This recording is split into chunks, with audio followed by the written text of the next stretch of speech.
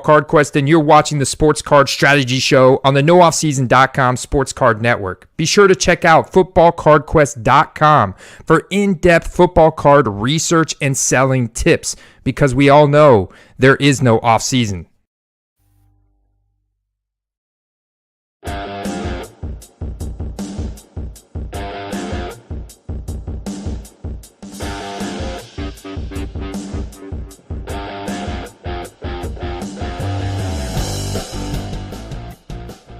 What's going on, everybody? Paul Hickey here with NoOffSeason.com. You are consuming the Sports Card Strategy Show, brought to you by Graybo's Sports Cards. Graybo's Sports Cards is a local hobby shop owned by Gray Burnett, Ryan Fitz, and Duke Denny One-Time Dodson, and is located in the Arts District in Richmond, Virginia. Graybo's sports the best selection of raw and graded singles in the Mid-Atlantic and a wide variety of wax. Graybo's breaks on Whatnot and or Drip 5 nights a week. Listeners of Sports Card Strategy can receive a 10% discount from Graybo's on Drip, Whatnot, or their website at graybos.co by entering the code STRATEGY2023. You can follow all of Graybo's news and updates on Instagram at Graybos_cards. Don't forget to go premium at NoOffSeason.com. Get your free 30-day trial today to help you build your sports card investment portfolio. We have just launched Sports Card School at NoOffSeason.com. Check it out at SportsCardSchool.com. All of the data we use on the Sports Card Strategy Show is from Market Movers. Get a free 14-day trial followed by 20% off for life by using the promo code NOOFFSEASON at marketmoversapp.com today. And now, it's time for the strategy that you've all been waiting for. Here are your hosts, Paul Hickey, Kendall, the Lefty McKee, and Dr. Crack, Chad Guell. Take it away, guys.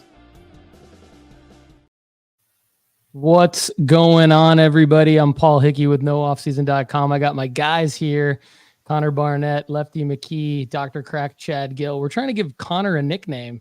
Janelle Shue wants him to have a nickname, and I think Barry Siff does too. So I know his nickname, I think, from high school. I don't know if that should be it or not, but we'll throw it out there. Ladies and gentlemen, for those of you not familiar with us, we are the Sports Card Strategy Show. Our goal, our primary mission in life is to help you make money flipping sports cards. And of course, along the way, we know that there are other aspects of the hobby. So we try to explain why making money flipping sports cards is important, regardless of what your personal mission is in the hobby. We're going to get into a little bit of that today, but we've had some great shows recently. I've been more of a listener than a participant over the last few weeks, and it's actually been fun to hear the guys on the show without me do their thing, and they're doing a great job. But I'm happy to be back. Lefty, how you doing, man? Good to see you, brother. Dude, I am good. I just want to point out something. You have no facial hair. Connor has a mustache. I got a little chin thing, and then Chad brings it all together. Yeah, Chad's looking slick with his like nicely trimmed goatee today. And Connor had a full beard last week and has trimmed it down to the Paul Skeens mustache in honor of Bowman draft coming out in about a month. Exactly. Right? Yeah. I'm here for the people. That's awesome. Well, Connor and Lefty sound good. Our fingers are crossed for how Dr. Crack is going to sound, because when we were backstage a minute ago, he had a massive echo. But Chad, let's cross our fingers. Why don't you tell us how you're doing, man?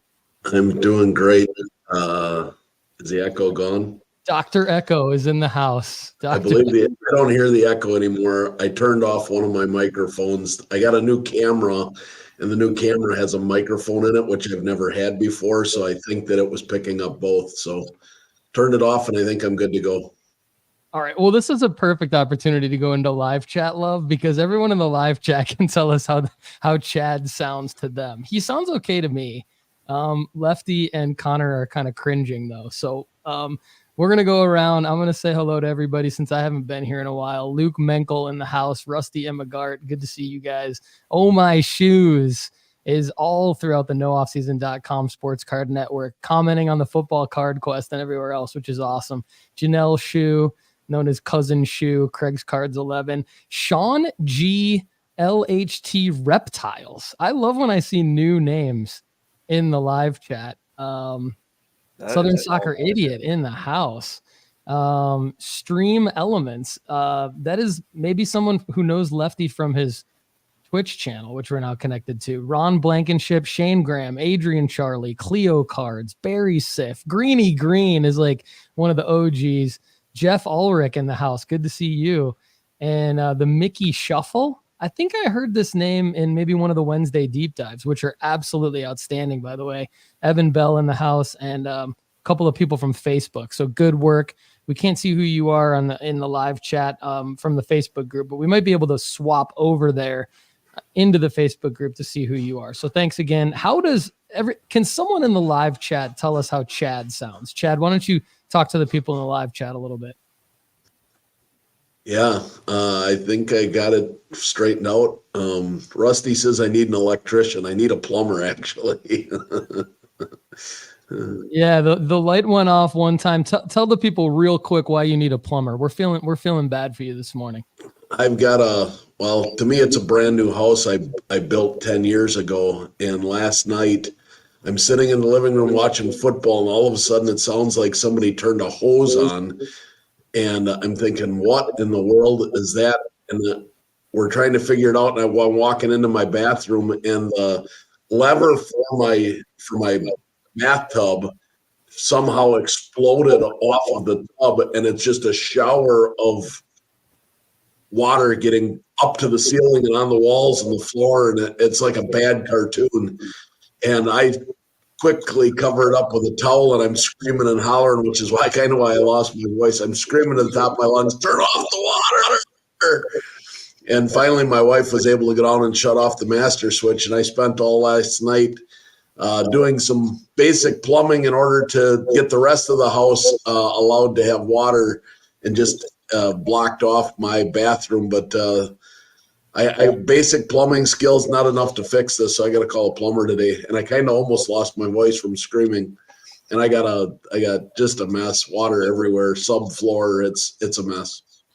Fly Heat Cards in the house, David Sander in the house, and Jeff Ulrich, thank you for telling us that Chad sounds good. So that's great. So Lefty and Connor can ignore how Chad sounds. I think he sounds great as well. So I think we're good to go. For those of you who don't know Chad very well, he joined the show earlier this year with Lefty and I. So the show was Lefty and I for a couple of years, and then Chad joined. And I got to say, when Chad gets the opportunity to have more airtime, it is outstanding, because I heard him on Hoops and Cards with Gary. And Gary did a 2-part interview with Chad. And the way Chad broke down basketball cards for this season is amazing. I highly recommend you go check out Hoops and Cards, part of the nooffseason.com sports card network.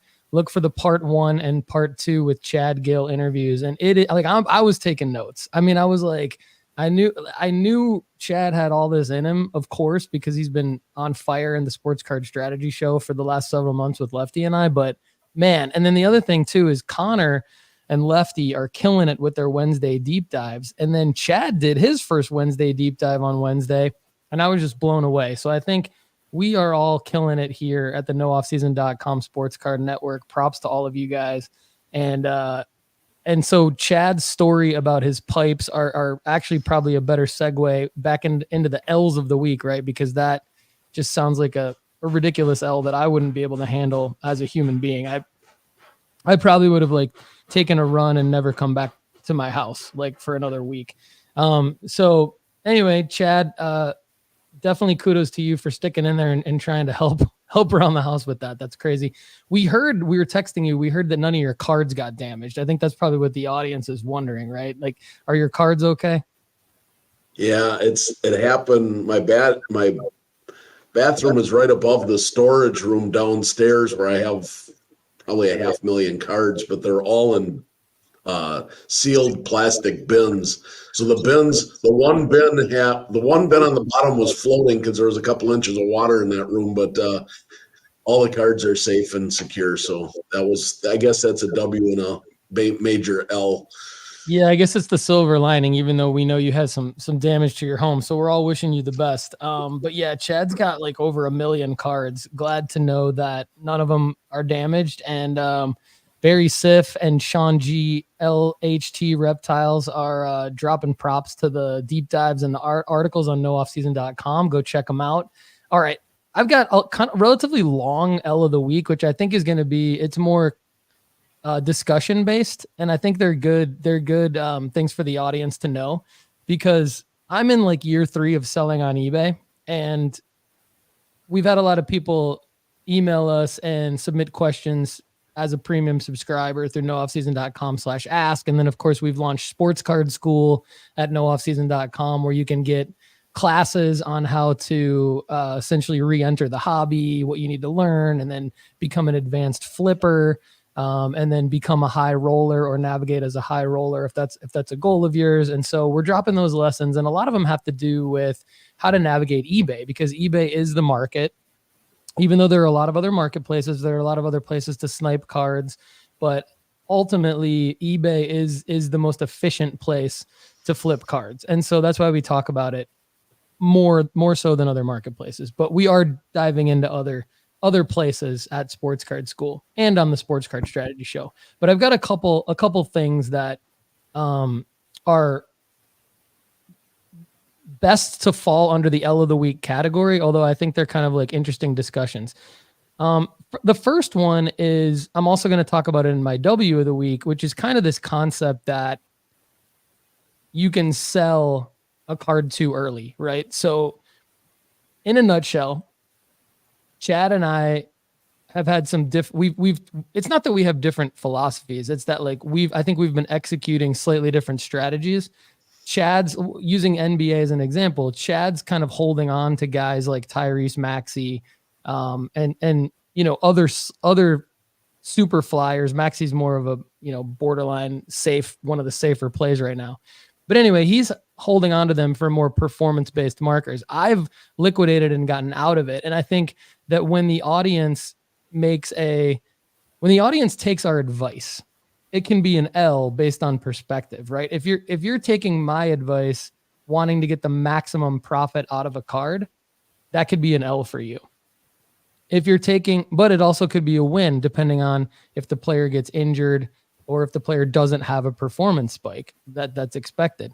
So what I'm trying to do is, and I said to Chad in last week's show that making blanket statements is an L, but I think that I've been guilty of that probably in the past, because I had an email from someone who basically was upset with me because had he held on to a particular card a little bit longer, he could have made a little bit more money. And I think I've been consistent in saying, I know that, but I'm telling you to mitigate the risk and get out of the card when you might have a 20, 30, 40, 50% profit, maybe even tripling your money on a card, right? But, basically my response, I'm not going to like get into what this guy said to me in the email. Luckily, it was probably one of the only negative emails I've had in a long time. But basically my response was, it's always going to be easy to say that you could have made more money, right? And if you want to criticize us for that, that's fair. But the reality is the advice we're giving is helping people slowly build up a bankroll, make more profit than not, take the profit, do what they want with it, stay in the sports card hobby rather than make mistakes, lose money, and bounce. And so that is kind of the essence of why I just come out and say every show and on the website at nooffseason.com, we're here to help you make money flipping sports cards, because I don't want you to make the same mistakes that I've made in the past and then want to bounce. I want you to stay in the game and then do what makes you the most happy within the game of the hobby. Chad's a good example of that, in that he has a bankroll, but he also PCs. Lefty's also a good example of that because he does more of what I do. So that's, I think, like just a potential L that I wanted to address. Another L is like a personal experience I've had as a seller on eBay recently. And this is actually really relevant because Chad does a really good job talking about a strategy being looking for eBay sellers that only sell raw cards, because if you're going to buy a raw card from an eBay seller that sells mostly graded cards, there could be something wrong with the raw card that you might be bidding on or making an offer on, right? So this is kind of funny because I feel like in the circumstance that I'm about to ask you guys about, I want your opinion on this potential L for me. I think I am the seller that is selling a raw card that mostly sells graded cards. And what you're going to find here is that I'm the guy that Chad's saying to avoid buying raw cards from. So here it goes. I sold an Anthony Edwards raw Contenders Optic rookie ticket auto in September when his prices were on the rise during the FIBA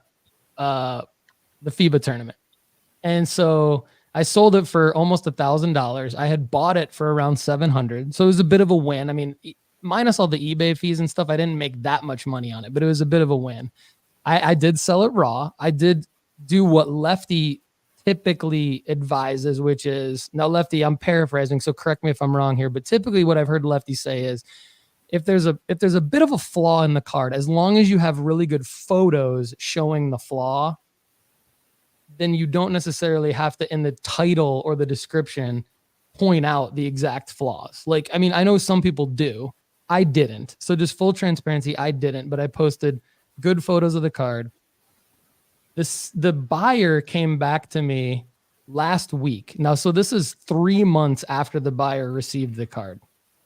The buyer came back to me last week, super nice, super polite, just messaged me and says, I'm not upset. I'm not angry. I'm just a little disappointed because there's this pock mark in the front of the card. And I said, no problem. I want to do the right thing. Could you just do me a favor though? And like send me the photo of the card, because I want to see if it was damaged in the shipping process or the packaging process or whatever, or if it was like the exact photo that I posted. Come to find out, it's the exact photo that I posted. And the buyer's like acknowledging, yes, we bought the card. Yes, you had it in the photo. Nothing happened to the card. Like, this is what we bought, but and I said, what do you want me to do? Right. I think that's the other tip I would give the audience is like, specifically ask the buyer, like, what are they looking for? Because the person wasn't telling me what exactly they wanted. So in other words, I'm trying to find out, do they want to send the card back? Do they want a full refund? Do they want a percentage off? So I'm a little bit conflicted. I want to do the right thing. I told the buyer, I said, look, I need to ask some people their opinion, meaning this show and the audience and all of you, your opinion. And I said, I'm going to get back to you early next week. So I'll get back to them probably today or tomorrow. Ultimately, what the buyer wanted was just a percentage discount off of the sale. This is the second time this has happened to me, and these are the only 2 times I've sold cards raw. So before I tell you what I think I'm going to do, let me quickly let's go around the horn to our experts here. Lefty, what would you do if you were me in this situation? So I've been told that I'm the nice guy of the group, but in this situation, you are right about what I'd say. Am I having an echo too? I mean, I can hear you very well, but audience, let us know if Lefty has an echo. Strange. Okay. So for me, I would have said I photographed the issue at the card. I was transparent with it. Nobody reads the descriptions anyway. And I'll give you a percentage off of the sale in the future. But this is 3 months done. Sorry about you. Yeah. Okay. That's kind of where I was leaning. And I've already kind of said that, but I didn't go hard into my answer because I didn't want to like ruffle any feathers or anything like that. Chad, what do you think about this? I mean, should the audience be concerned, and should I be concerned in these types of scenarios about getting negative feedback in a situation like this? You should. So I don't disagree with Lefty's put the pictures, with the exception of there's a caveat of dollar amount. So I only do pictures of the descriptions. I don't write anything wrong with the card if it's under $100. If it's over $100 card, I absolutely put any issues with the card in the description. along with the pictures. I do it both. In a case like this, how much did you make? I've never experienced this because it's been years since I've done it. But anyways, with $300 profit after fees, what did you make? $100? Exactly. Yeah, it was about a little over $100 profit. So I mean, it's a lot to put in, to buy a $700 card and then to make 100 off of it, selling it at a sell alert point when he was going off in the FIBA. I mean, yeah, it wasn't a great win by me by any means, and it wasn't a very large profit. So these people do have the card in the condition that I posted it in. I would offer a $50 credit. Yep. Okay.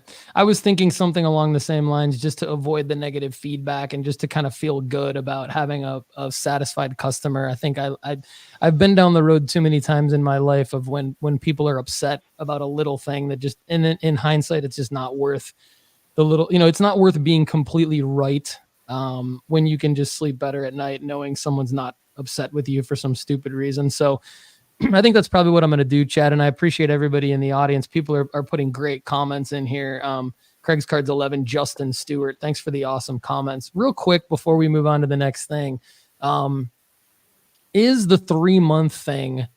I know that like in practice, it seems odd to message 3 months after, but Chad, Lefty, do you guys know, I don't know off the top of my head, and I didn't research this before the show, but does eBay don't they have like a 30-day window for this? Or is it like, do you guys know how that works? It's 90 days. It's 90 days. Okay. Yeah. And Luke Menkel's saying negative feedback is a killer. So we're about at the 90. I mean, I may or may not be at the 90 days. So I think I'm just going to offer this credit. I think I'm going to be real nice about how I offer it, and hopefully it'll go down well. I'll let you guys know how it goes, but I think this is the right move. So hopefully this content's helpful with you all in the audience. 90 days makes me think that he probably sent it to eBay, just got it back, and it didn't gem. And then he cracked it back out, had somebody look at it, and they said, well, it didn't gem because of this pockmark here. You should contact the seller. That's me, I'm guessing, but that's probably what happened. Mark D makes a good point here in the live chat. Basically, what was the description of the card when I bought it? That's actually not a bad thing to reference, just to see. I wasn't disappointed in the seller because I don't get that way. I kind of take it as like, I take it on the chin as my mistake. I think if like Chad had an Ohtani card that was like completely bent in shipping, now that type of thing, I would be upset and I would get a refund. I would get a refund on something like that, but like a mark on a card or something like that, that's my mistake. And actually that's a great segue into the next part of my L, which I want to tell everybody about this because I think everybody needs to know the Bowman Chrome U 2023 football. This is the only time I've ever seen this happen. And I'm interested to see if any of you guys have had this happen to you. And anyone in the live chat, let us know. Or if you're listening to the show back, comment on the YouTube video, youtube.com/Paul Hickey, or DM me on Instagram at Sports Card Strategy if you're listening on Apple and Spotify. Let me know, has this happened to you in any other instance? But in the Bowman Chrome U 2023 football, these sticker autos are marking the backs of other cards. So I bought a Drake May refractor auto out of $4.99 and a Marvin Harrison Jr. refractor auto out of yellow refractor out of $75. I sent them both into PSA, but as I was looking at the back of the cards, and one of them I actually messaged the seller before I bought it, there's Sharpie marker on the back of each of those cards. And the seller said, yes, I've seen this happen. I think it's from the sticker autos being stacked on top of one another and rubbing off onto the back. And Lefty's nodding. And I think it's exactly what it looks like. I mean, it doesn't look, and why on earth would anyone like mark up their own card? I mean, it's got to be exactly what it is. So anyway, I decided to grade all of those. Why did I decide to grade all of those? For the same reason why the pockmark came back on the Anthony Edwards card and then the person's mad about it, because when I don't grade cards, the buyer tries to get a discount every single time. So my punchline, my takeaway here is I grade everything that I sell on eBay. because in the only instances, literally 2 times that I haven't, a Mac Jones auto that I pulled out of a Leaf set a long time ago, and this stupid Anthony Edwards situation that I'm in right now, only 2 times that I've sold a higher dollar card on eBay like that, it's not graded, the buyer tries to get a discount off of the card. They still want the card, they just want it for less, and they make up some reason as to why they should get the discount. So I am grading everything. I don't want to be in a situation. So you might be like, well, why did you send in a Drake May and a Marvin Harrison Jr. with a marker mark on the back? No, I'd rather sell a PSA 4 because there's a marker mark on the back and I don't have to explain anything to anyone. They know they're buying a PSA 4. We're done. We're done with the transaction. We're moving on. There's other things I got to get to in my life. I can't sit there, go back and forth with an eBay buyer about, some kind of percentage discount. So that's why I'm grading everything. And hopefully this L of the week is a good, valuable lesson for everybody as I sort of navigate this. Luke Menkel says he really was fishing for a discount. I think that's exactly what they're doing. I think I'm going to go ahead and give it to him, but that's what I've got for my L. Hopefully Lefty's echo is better. The audience is saying he does have an echo, but I'm going to pass it over to him for his L of the week. Can you hear me a little bit better? I mean, you sound great to me, Lefty, as always. Connor, how I sound? Slightly less than ideal for me, but if you're good on everyone else's end, I say keep rolling. Is it echoing? Because I moved it pretty far away from it. Just a little staticky. Chad's waving his arms. We are so on top of it today. Just crisp. It's turkey. Crisp week. Production. It's a holiday week, guys. So we're enjoying it. What I will say, I thought I was coming back and everything was going to be perfect, and this has just been an absolute mess. My L of the week is different injuries in the NFL. It's just been tough. It just actually in football in general. If you saw Florida State's quarterback go down, they are 10-0, and then all of a sudden he breaks his ankle in a game that's a cupcake. I mean, it's terrible. So just L of the week is a reminder that these suggestions are still coming from a place that we still know that injuries can happen. We talked about Burrow being a good investment earlier in the season, and he took a season-ending injury.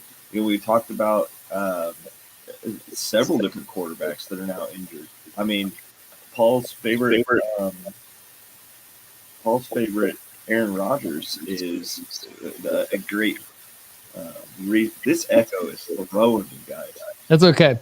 I'm gonna jump in here, Lefty. So I think you're onto something, and I actually want to talk about this as we go on in the show because we're gonna talk about Burrow's injury. Shedeur Sanders came off the field. I want to talk a little bit about that later on in the show because I think where you're going is that we know that injuries happen, but we also know that sports card investing and flipping is actually a better hedge than sports betting and fantasy sports, because if you got Burrow on your fantasy team, you're screwed.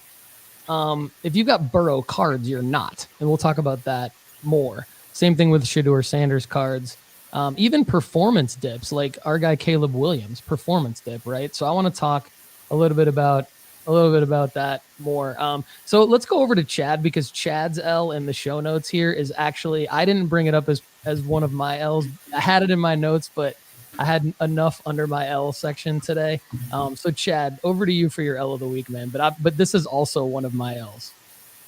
All right. So my L of the week is, as we were all chasing Shedeur Sanders and Travis Hunter cards, I texted the group and said, hey, there's the Colorado team cards, and they're only $12.99 a set. I'm going to buy 2 sets. It says complete set. So I thought I was getting a complete set of all 100 cards for $12.99. As it turns out, we got our 2 packs, and there are 15 cards each. They're all different. It was not what we expected. So it was a $25 L.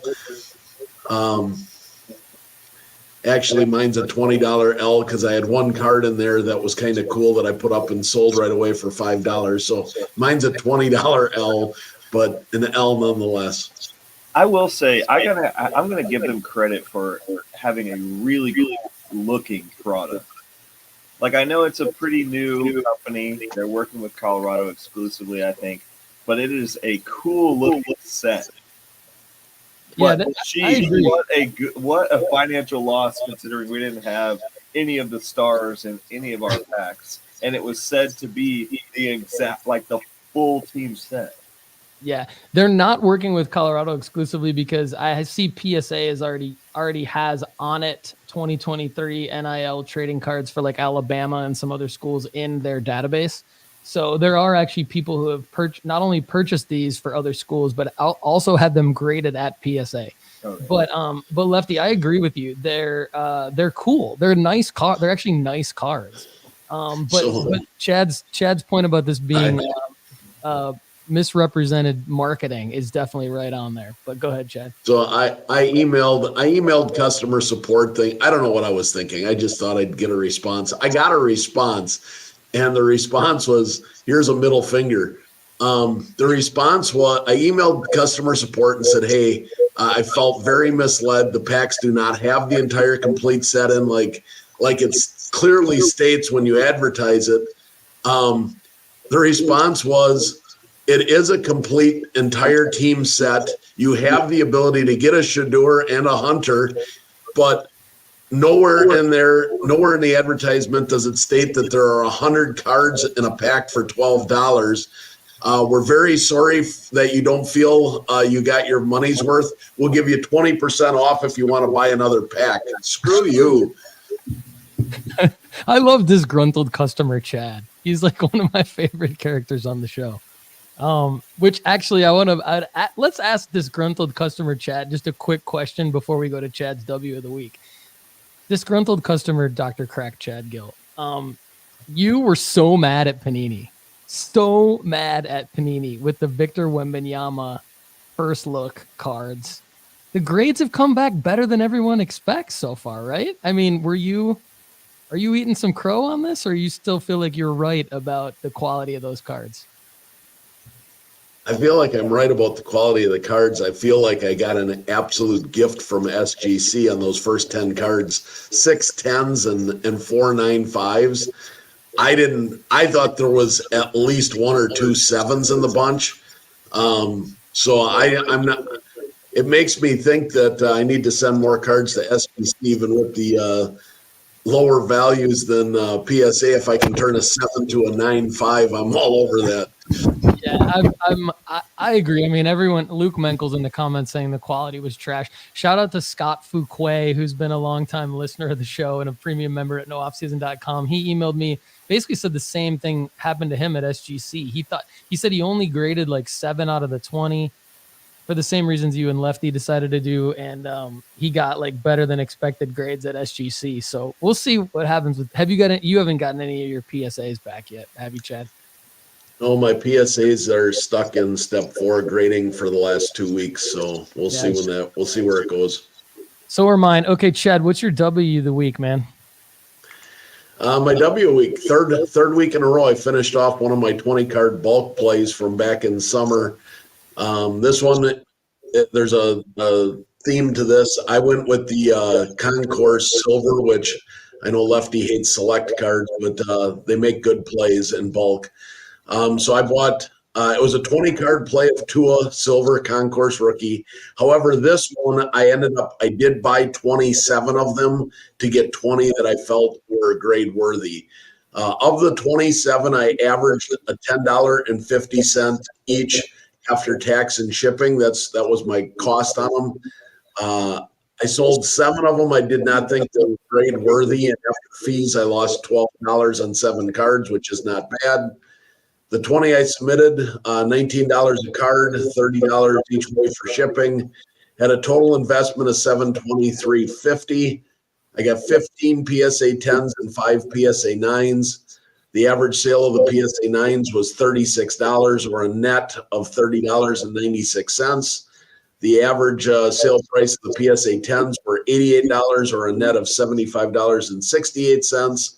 So when you add all that together, subtract the total investment and the $12 I lost raw, I had a $554 net profit.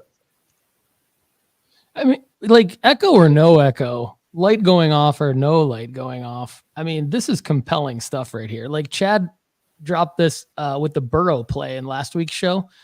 And then I just love that Chad's executing these plays that he's writing about at nooffseason.com and then reporting back to us on how he did, and he's winning. And Chad, let me ask you a question. One of the things I found really cool about you doing this with Burrow last week is that, now I know Burrow's in a different situation right now. We'll talk about that in a second, but he's still Joe Burrow. So there's still going to be selling markers with him in the future. I'm not worried about it. I'll just skip to that punchline there.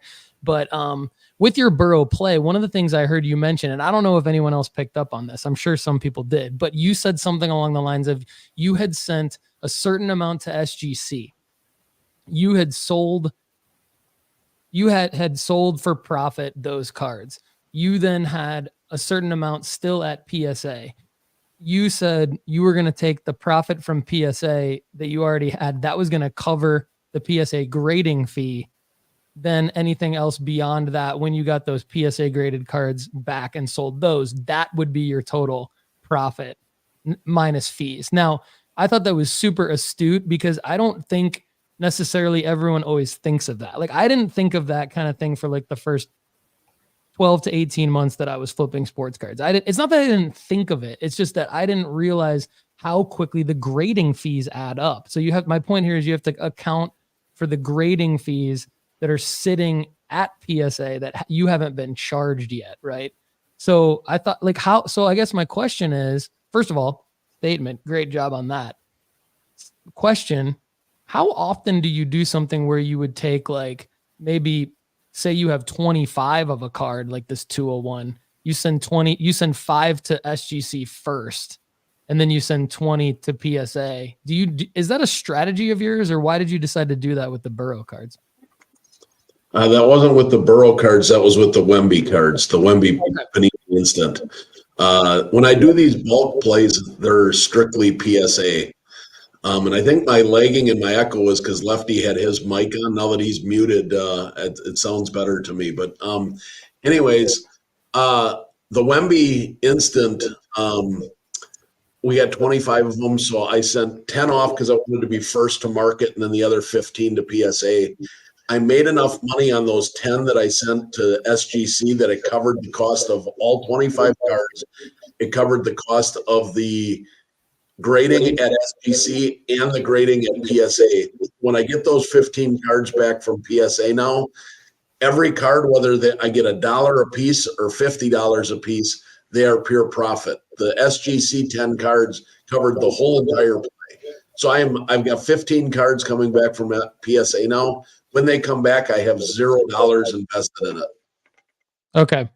Thanks for clarifying. For some reason, I thought it had to do with the Burrow card where you had done something like that. But anyway, good stuff. Appreciate that. I think it's important to account for the grading fees and all of this. If I can, the Tua cards, when I did all three of these, when I did the Hurts, the Burrow, and the Tua, if you go back and you read the articles, what at the time, the reason I like these bulk plays is they are not performance-based plays, like I'm doing with my basketball cards.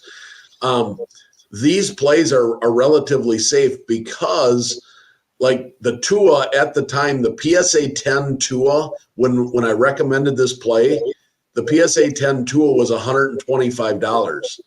I averaged $88 per PSA 10. That's almost $40 less than what it was at the time that I did it, and I still netted $500+.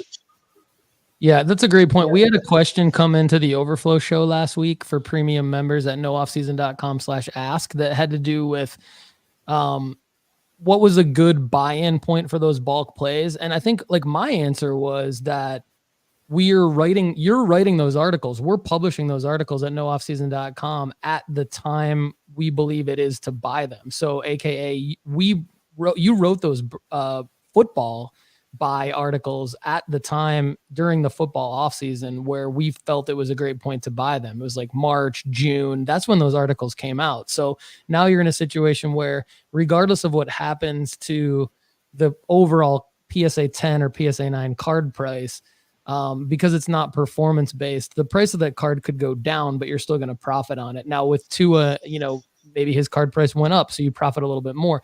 The baseball card articles that you're writing about the top 10 baseball prospects on our rankings at nooffseason.com right now, I think you're at almost number 5 or number 6 that's coming out soon out of the top 10. That's the same thing.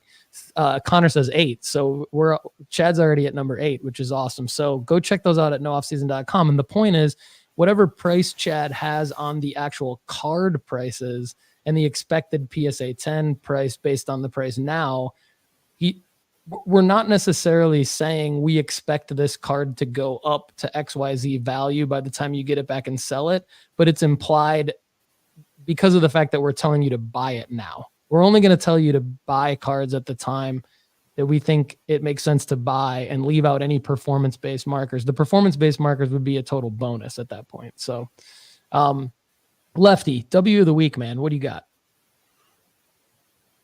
Well, let's see if this changes my mic. Crispy to me. So I've been doing some hard work behind the scenes trying to make sure that my mic sounds a little bit better. It doesn't seem to sound any much better to me, but sorry about this, guys. My win of the week, I think, is having to think about the different scenarios and having to put on my hat of an investor. The thing that I like about this show is it's continually asking us to put ourselves in a more and more intense crucible, so that we can be continually bringing back top of the line stuff into our podcasts. But the MLB, or the win for me, is the MLB debut Topps Chrome cards. I don't know if you guys are aware of some of this stuff.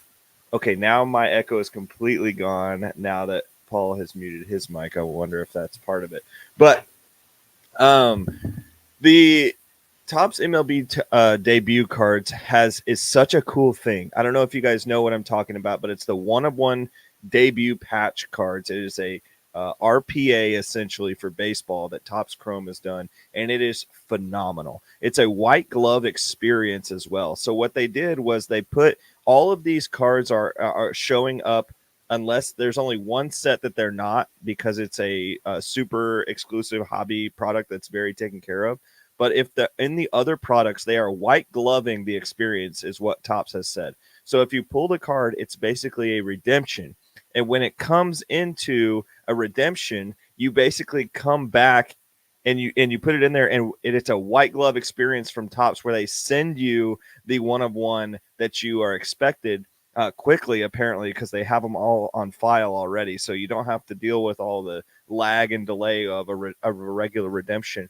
But you get a sort of wine and dine experience with Topps, as you get sent this card specifically. Some of them have already hit eBay, and even the no-namers are going for like $1,500, $2,000. I think it's one of the sickest cards out there. They look very good.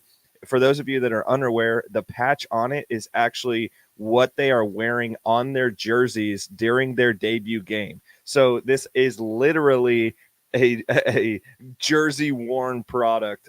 I think it's super cool looking. I think they look beautiful. I think Topps absolutely crushed this. I think this is one of Fanatics' first things that they rolled out with Topps that's specifically their idea, and I think they crushed it. So I think the win of the week actually goes to a card company, because most of the time we're here criticizing them. And I think it was done. I think they did a great job with this product. I think they also did a great job by knowing that cards could have been ruined or misplaced or all that kind of stuff in the product. So they gave you basically a substitute card. Yeah, and no expiration. This can go forever. I think this is just, Topps has been known for having horrible redemptions in the past, horrible quality control, et cetera, et cetera. They took all these issues and said, not with this branded card, because it's so cool and they look freaking great. And these cards are going to go for a lot of money. And I think it just sets a standard for the future of how redemptions are going to be handled going forward for big cards. For instance, if you have superfractors and stuff, you might not be able to pull a superfractor going forward, because they might be in a quality controlled redemption environment, which I'm not sure if I'm excited about that long term. I'm excited about the idea that there's some sort of quality control for the investment standpoint. but I think it also takes the thrill out of somebody opening up a pack with a 1-on-1 superfractor in it and getting, hype videos and stuff like that. I'm not sure how it'll change the product long term, but I do think it's a W for the Topps Chrome set. I also think it's a W, by the way, for the Josh Young did this in an inscription on one of his newest autos. And I love the fact that they did this, but I love it when athletes are writing in basically handmade one-on-ones. So if we're talking about Josh Young, he had a card this week where he drew glasses on himself and he said, "Go Rangers." I just love it when players are more themselves on the autos. We saw, a bunch of players do this going forward in Topps Chrome. We saw Montgomery do this, and he signed his cards in Borat and all sorts of stuff. Benny the Jet with some flying airplanes and things. I think it's cool when players do that, and I think that's also a win of the week. I think the hobby needs this kind of stuff. I think they're one-of-one cards. It's very creative by Fanatics. I was at Mint Collective when they announced that they were going to be doing this. We put out a little bit of content about it. Good follow-up here on the fact that these are out on the market now. I think it's definitely a win for the hobby. I categorize it as something like no one's going to be able to really get these cards. I mean, they're one-of-ones. They're either going to be far unattainable as a single, or people are going to be trying to rip wax and win the lottery with these. So it's not a sports card strategy, but it is good for the hobby overall because I think it reinvigorates people. It gives people trust in the card companies. It gives people something exciting to talk about, something exciting to do.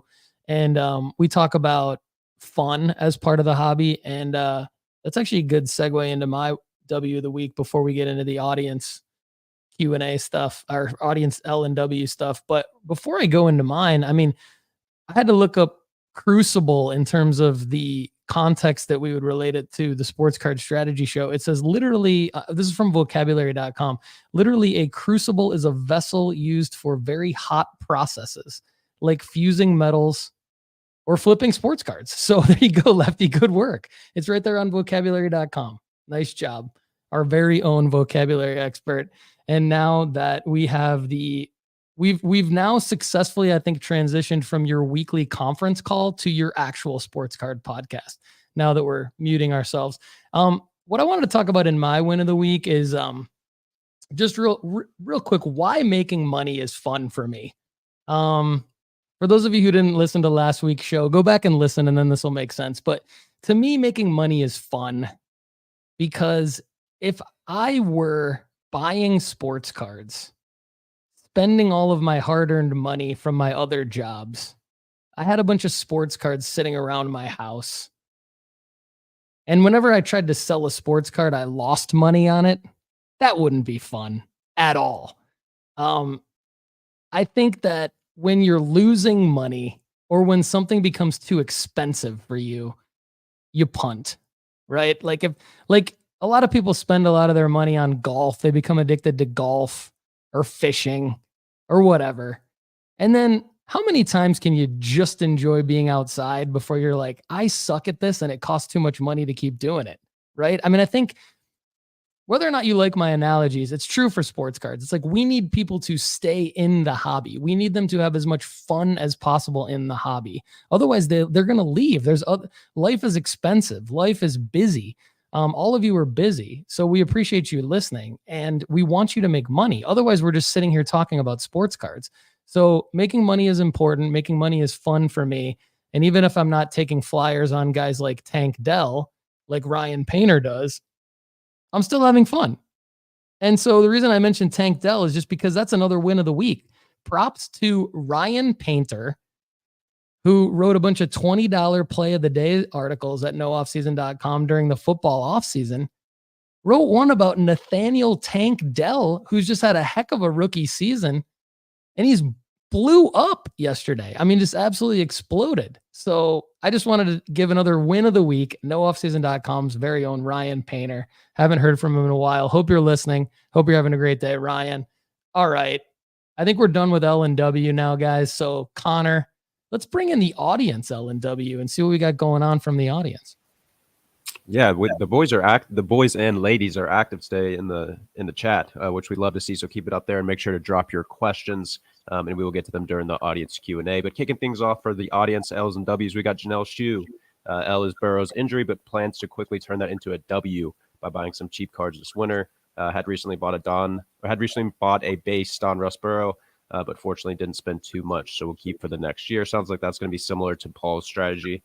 My shoes L of the week is my fall baseball season, lost in the semis, but we ended the season going 4-2. We got Shane Graham, W for me, going to the local card show over the weekend and got some Xavier Isaac, got a refractor auto and a James Wood gold auto for slightly less than comps, without even having to haggle. Love that, Shane. Good W there. Card Snatcher, partial L, found a Walgreens with 6 Nippon card packs left, bought them all. No Yamamoto, but did pull a Roki, which I know is another guy that Lefty's big on there. Luke Mankel, W of the week, found some Topps Chrome NPB at the local Walgreens and got a blue Yamamoto out of 150. People are making the Yamamoto plays, and we love it. Come on, guys. Let's go. Play, apparently. That's a play. Good work, Luke. Good work, Lefty. We also got Justin Stewart. Got their first bulk value order back from PSA. 14 out of 20 came back PSA 10s, with one of them being a Bo Nix Inception auto out of 75, hoping he holds the competitors off and is able to land a Heisman. I think that's going to do it for us. We got a bunch of Q&As ready to roll already for the end of the show. So make sure to drop those as we go along. And if we don't get to them, be sure to leave a comment and we'll respond to them there. Sweet. Good work. Good work, audience, and good work, Connor. Connor's killing it on the deep dives. Go back and listen to the deep dives if you guys haven't. We'd love your thoughts on those. Comment on the YouTube videos at youtube.com/Paul Hickey, or hit me up on Instagram. DM me. Let me know what you think of those at Sports Card Strategy on Instagram. I'd love to hear from you. All right, my buys of the week. I'm going to just briefly talk about some of the plays I'm making. So I did buy the Connor Bedard 2023-2024 NHL Topps Now sticker pack of sticker number 15. They're tiny. I mean, they're super tiny. So I was a little bit nervous as to whether or not PSA would grade them or whether or not they would send them back. But I did submit them in a bulk submission with one Bronny James that arrived a little bit late. So that was a 21 card submission, 20 Connor Bedard stickers, and one Bronny James refractor out of the Topps Chrome McDonald's All-American release. And they had graded in the PSA database what were already Topps Now Connor Bedard stickers. So everybody, we should get those back graded from PSA.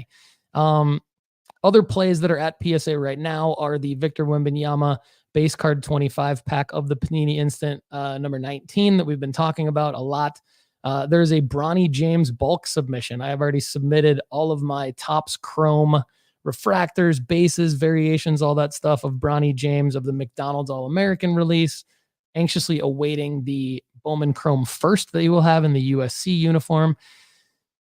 And a James Wood rookie auto that I was able to snipe. So those are all together in bulk submissions. One thing before I get into who I think you should buy and what some of the other strategies that I have for my buys right now, Janelle Shue asked a great question on the Overflow show for premium members at nooffseason.com about Flyers sometimes being safer than goats.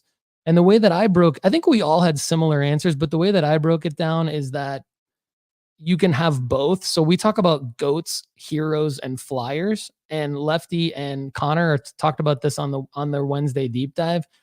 And so those terms typically identify risk levels, but there are plays that are also risky and safer. And so basically you can have a Flyer in a play that's super safe, but you can have a goat in a play that's super risky. So goats are safer, I think, for longer term holds.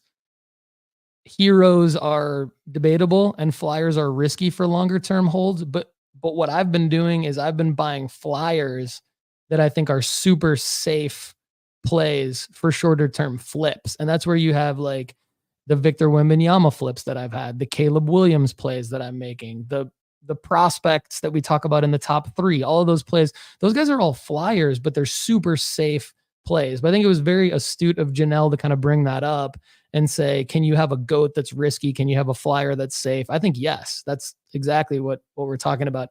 So a quick notable on a flyer before I get into who I think you guys should buy and who I'm looking to snipe. Charlie Woods won a high school state golf title in Florida. And Charlie Woods is the son of Tiger Woods. And so we've been talking a lot about Bronny James, Arch Manning, et cetera, et cetera, et cetera. This guy could be the next one. He's 14 and he doesn't have anything near a sports card out yet, but I wouldn't be surprised if we see a Charlie Woods card that's licensed at some point, maybe in the next 2 years. So I want to be the first one to talk about Charlie Woods related to sports cards. So I want to throw that out there today. He would fall into the Bronny James, Arch Manning category for sure. Okay. Who you should buy. Going back to the well when you believe in something. I think Chad talked about this briefly on his deep dive, where it's kind of like buying a stock, where if you still believe in the stock, even if the price has gone down, in theory, you should buy more, right? So Joe Burrow falls into that for me big time. So Joe, I talked last week or 2 weeks ago? One of Joe Burrow's 2020 Prism PSA 10 and Joe Burrow 2020 Optic Hollow PSA 10 were like featured as my buys. They still are. I mean, go into the Joe Burrow well, buy more Joe Burrow. This hand surgery sucks for the now, but I mean, what's good about it is you still believe in Joe Burrow, and now his stock prices are probably not going to rise, which means they're going to either stay the same or dip. And that's when you buy more of a guy like Joe Burrow. Also, I would put Shedeur Sanders and Caleb Williams right in that category. The reason why is because, I think when I make a call on something, I'm very, very cognizant about the context around the call. So I've talked a lot about Shedeur Sanders and Caleb Williams.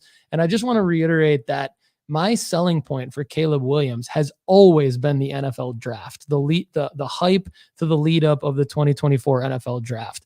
Never once have I know the running joke is that I'm impatient, but never once have I thought about selling Caleb Williams before that selling point, that marker. So I think that you can go back to the well with USC basically being out of it, Caleb being out of the Heisman race. I'm still banking on him turning heads at the combine, him having great interviews, and there being a lot of articles about Caleb Williams and what's going to happen with maybe the Bears. Are they going to trade? There's going to just be a lot of coverage around who's going to be taking Caleb Williams and how does that happen. There's going to be tons of Caleb Williams in the news. So I'm going back to that Caleb Williams well and saying you can double down on that Caleb Williams play with that 2024 NFL draft sell marker. Don't worry about his prices dropping right now or what happens right now. Shedeur Sanders, same way. What I am reading is that he is going to be a top 5 pick in the 2025 NFL draft, that he's expected to come back. He's injured. Colorado has sucked the last 8 weeks. These are all good points to buy into Shedeur Sanders. Stock up on Shedeur Sanders with the same. It's the same guidelines and strategies of the Caleb Williams play, except it would be the 2025 NFL draft. And oh, by the way, this is super early, so this could change a lot. But I'm seeing also Shiloh Sanders and Travis Hunter being projected as potential top 5 or top 10 picks for that 2025 NFL draft as well. So this is going where they ain't. I really, really like going where they ain't. Those are my buys. One more. We're going to have Andy Kaysen on next week's show of the Football Card Quest. He has been talking a ton about T. Higgins as a buy right now with a free agency marker. I did my research just to fact check Andy. It looks like T. Higgins is far and away the number 1 wide receiver and skill position player in the 2024 NFL free agent market. T. Higgins is nowhere to be found right now. No one's looking at him. The Bengals are likely out of it. He's got Jake Browning throwing to him. He's injured himself. He's got some nice National Treasures rookie patch autos, on-card autos, serial numbered out of 99 or less. T. Higgins. Those would be the cards I would go after if you're looking to take a flyer with a free agency marker. You'd have to do your own research on that, but I'm seeing them like between $100 and $200. And I think that's a good point, Lefty. So like, I don't know that like the T Higgins, now, for the other cards I mentioned with Shadur and Caleb, those would be Bowman Chrome first autos. And I would even try to just go get the PSA 10s of the Caleb, to be honest with you. With the Shadur, you still have a ton of time to get those graded. So I would buy them raw and get them graded. With the T Higgins, the reason I brought up those cards is because I'm not a huge believer that there's a ton of upside in like a base prism or an optic hollow. I know Chad likes the silver prism. You could go that route, silver prism PSA 10, but I don't think that the ceiling is high enough for me to dip into the T Higgins market. So Lefty, I was seeing anywhere between $100 and $200 for those, but I think those were buy it now or best offer. So in terms of like what I would pay for them, I would try to pay like around 80. I think around 80 would be a good deal for a card like that. So what do you think? And over to you for who you're buying, man. Yeah, I really like that play. I think like that's why I'm like, I'm thinking about, oh, do I need to sprinkle there, because I think that's a good investment long term. I think it's something that when we are going forward and we're looking at the next play, T Higgins is a great next play. For my buys, I when we sit down and do this, I'm like, okay, the media even gets to us, like the media even gets to us. And I'm like, man, all I want to do right now is go buy the guys that I'm watching on Sports Center and all this kind of stuff. Like I want to go buy DTR right now as a Browns fan and all this kind of stuff. So I have to pull my hat off and be like, okay, what is our strategy? What are our non-negotiables? We'll go where they ain't, and so I'm like, okay, what is not being talked about right now? So what is being talked about right now? Baseball, because of prospecting, even though it's not as popular. Football, because obviously mid-season, there's a lot of basketball, because the in-season tournament has done exactly what they wanted it to do, bring a bunch of attention forward. So I'm like, okay, where are they not right now? And I know I brought this up earlier this year, but she's a GOAT. Candace Parker is not being talked about right now. And I tried to snipe some of her stuff earlier this year, and I think she's a very good WNBA investment, especially long term, especially with her being on several different publications. Turner Sports is putting her forward on a bunch of different stuff. She's got a personality going forward. She's still playing. I believe that she will be a part of basketball media for a long time. She could even go into coaching later and like follow Pat Summitt at Tennessee, and that just would be freaking sick too. I think there's a bunch of markers in this GOAT purchase that could be good going forward.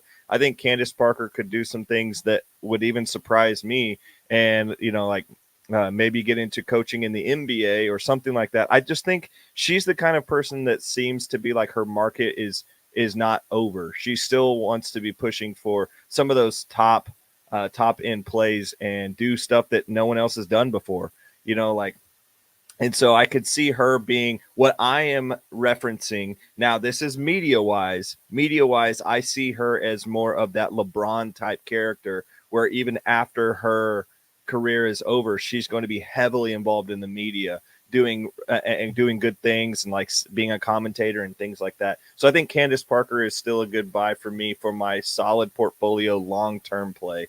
Like just basically her value rising over the long term. I'm also looking at some heroes. We talk a lot about baseball players in prospecting. I'm going to give you two players that were injured a lot last year, and I think their teams will be better this next year. I've got Oniel Cruz. We've talked about him a lot. And then Aaron Judge. I think Aaron Judge is fallen out of favor in a lot of people's minds. The Yankees were horrific, but he's going to have his days again where he's hitting 500 and 5,000-foot home runs, like he's going to keep doing Aaron Judge things. So I think now could be a good time to buy in. And now I also want to look at an interesting play. Sports Illustrated for Kids cards that we bought a bulk of earlier this year has a Bo Nix Oregon card in the same cutout sheet that we were buying earlier this season. So we probably all still have some of those Bo Nix Sports Illustrated for Kids Oregon unis. So if you do have those, I'm not sure that I'm saying that they are a buy right now, but what I'm saying is you need to go through the effort of going through and finding your Bo Nix Oregon cards and potentially sending those off and grading those before he potentially wins the Heisman pretty soon. So that's not necessarily a buy. That's more of a strategy play. But definitely go find your Bo Nix Sports Illustrated for Kids cards and get those submitted. All right. So I got a couple questions for you there, Lefty, before we move on to Chad for his buy and sell. What would Candace Parker have to do in the media for her, like in her post-playing career, to see like an actual rise in value? Because I see the correlation, and I see that there could be like, is there a dip in her card prices now that you've confirmed that you think even if like she doesn't do much moving forward, they should rise when she's on TV or when she's, in the media being talked about? Or do you foresee some sort of longer term marker for her cards based on where they're at right now? So I almost see this as like buying a house almost, like it's definitely not our traditional 6 to 12 month investment. This is kind of like, I think that her cards will hold value long-term and beat inflation type thing. This is something like set a storage of value card play than it is like a 6 to 12 month flip like we normally talk about. So This would be for our storage of value play that I'm talking about and I think that's where when I talk about my GOAT section, that's really what I'm trying to do, is have a storage of value play. Not necessarily a quick flip 6 to 12 month that we talk about often with prospects and quick buys. This is kind of like, I'm going to buy this card so that in 5 to 10 years, it is worth more than the money that I paid for it now type thing.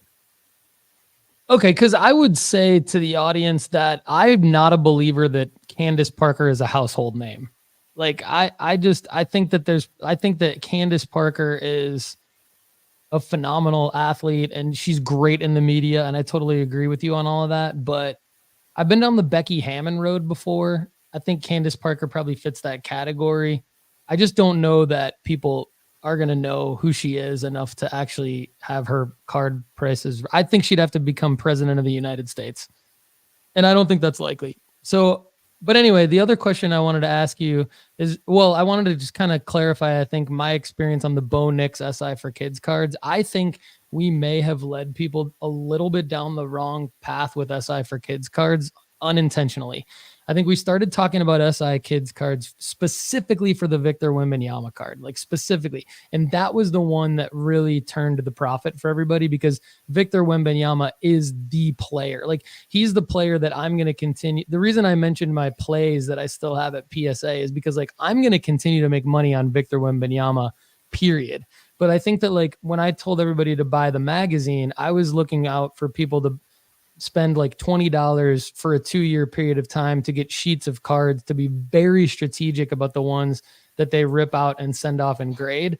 And like Bo Nix to me just does not fit that category at all. Bo Nix already has 3 years of Bowman Chrome cards. He has a unlicensed from the original 2021 set. He then switched schools and he has a 2022 Oregon Ducks cards that sell very well. Like, he's always had those. I think I agree that because of his performance, his SI for Kids cards could sell, but I think it's going to be the only reason that they're going to even sell is going to be because of his performance. I don't think they're going to sell for a profit at all. So, like, if you're looking at trying to now grade Bo Nix cards that you already own, that play would be with SGC. I mean, I've already done that and it doesn't work. So I'm not going to advise the audience to do that, because anything that's not like a generational athlete out of a SI for Kids card that doesn't have any other cards and that won't have any other cards for a foreseeable time,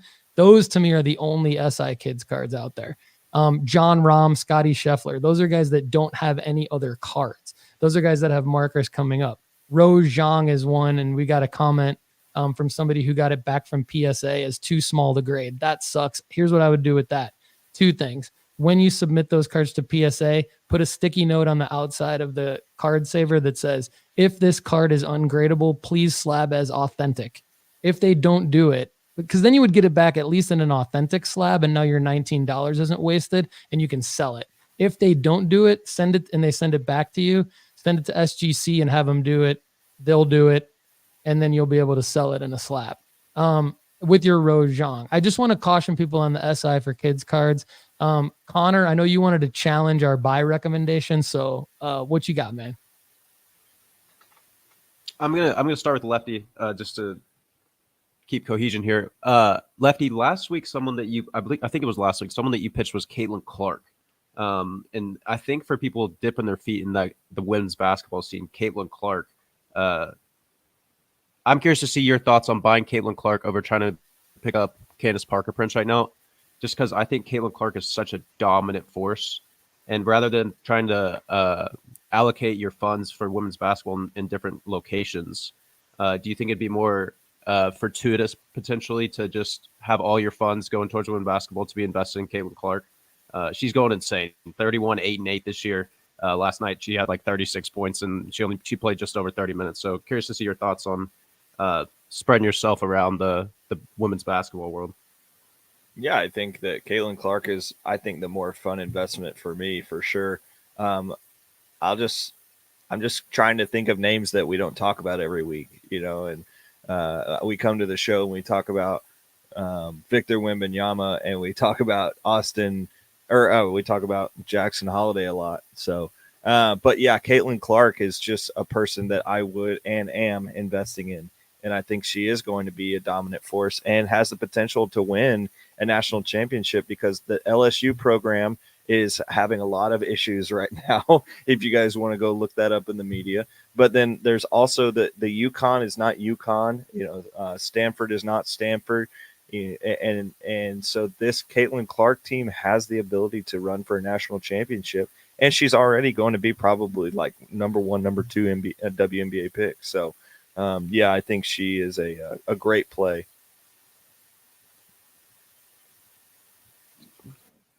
Waiting for you to challenge me, Connor. Yeah. Real quick to wrap up with Lefty, I just love that buy recommendation last week. So I was curious if you thought that might be the better pick from the 2 weeks. For Paul, you mentioned Charlie Woods. Yep. As a massive golf enthusiast, I want Charlie Woods to be the greatest golfer in the history of existence because of obviously what Tiger's done and the way that Tiger's career was cut off short. However, he's not going to be. In this state championship, he didn't win the individual. They won the team event, and he shot like 76, 78 in place, I think 27th. So with how competitive the golf world is in terms of top players, Charlie's not even close in his state, in his class, in his age group. And as good as I want him to be, I don't know that he's going to get to a position of power. One, to have Prince. He probably will in SI for kids. And two, I don't know that he'll get anywhere in terms of college golf that anyone cares enough outside of, he's shot in the 60s in tournament play like very few times. And at this point, I believe he's 15-ish. So I don't know that the markers are going to be there for Charlie Woods. I want him to be him, but I don't know that he will be him. Okay. Very cool. Yeah, that's good to know. I did see that in the article, and I just kind of thought, because he's Tiger Woods' son, if he ever does have a card in his teenage years, like before he goes to college and signs an NIL deal, then that could be a play just on the hype, not on the performance. But if you're saying that like he's not even really good enough to even get there, then that totally makes sense. I hear you. What about Blades Brown? Is Blades Brown going to be like someone with cards one day that we need to pay attention to? Absolutely. Okay. That's a local boy for us. He went to Berwyn Academy. He might be the best 15-year-old in the world right now. I think he's actually listed as number 2 in the country, which I can't believe that someone apparently is better than him. But he's been playing in, for golf enthusiasts, he's been playing in adult male pro-ams and mid-ams, state-ams, and just absolutely waxing all the adults. And he's like 15 or 16 years old. They played a course over by where I'm at a couple months ago, and in 3 rounds, he shot like 22 under par and beat all the amateurs in the area as a 15-year-old. So I think he's got way more upside in terms of success in the golf world than Charlie Woods, but obviously Charlie will have the popularity. So we'll see how that plays out. Thanks for clarifying that. That's great. And before we go over to chat, Lefty, I think, is straight on point with Oniel Cruz and Aaron Judge. Like, I commented on his Candace Parker and Bo Nix, but I think Oniel Cruz and Aaron Judge are great plays, because when a guy like who's as dynamic as Oniel Cruz gets injured and then forgotten about, and then everyone's thinking about Ellie De La Cruz and Jackson Holiday and all these other guys with hype, I think now you're in a position to go back to the well with Oniel Cruz when no one's looking at him and get some of his bigger cards. And then when he comes out of spring training, when he's hitting home runs in spring training, Lefty, is that the point to sell him? Or what would you think the markers to sell Oniel Cruz and Aaron Judge would be? Yeah, I think the markers for Aaron Judge are, I just think at any point when he hits a massive home run, it's going to be more valuable than it is now. I don't think the markers are as clear. You're going to have to watch baseball. You're just going to have to watch Judge and watch the Yankees and kind of get a feel for if the hype is around the team during spring training. It could end up being a little bit longer. Maybe we see Judge do really well first half of the season and make an all-star team. That would probably be where I sell him.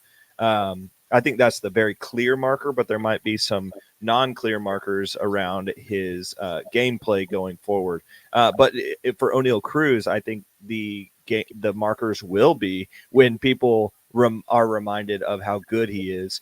There is 2 6/100 freak shortstops named Cruz, and I'm willing to say that O'Neal is better than Ellie, and people just haven't figured it out yet. Love it. Infinity Trader is on Ellie, which I would have to dig into as well. I don't know that that's a bad idea right now, just because of the seasonality of it. So Infinity Trader could potentially be on to something just with a guy like Ellie, who's dynamic as well. I don't know that you'd be buying Ellie at as low of a point as you'd be buying O'Neal, but I'd have to dig into a little bit of that myself. But I know it's time to go over to Aaron Rodgers' biggest fan, Dr. Crack Chad Guell. Because much like a weekly conference call, he has a cutoff here in about 8 minutes. So Chad, what do you got for us, man? Aaron Rodgers, #1 fan. I like it. My buys, a little bit unconventional for me. I'm going to go and do something that we tell these people not to do on a weekly basis, and that's buy wax.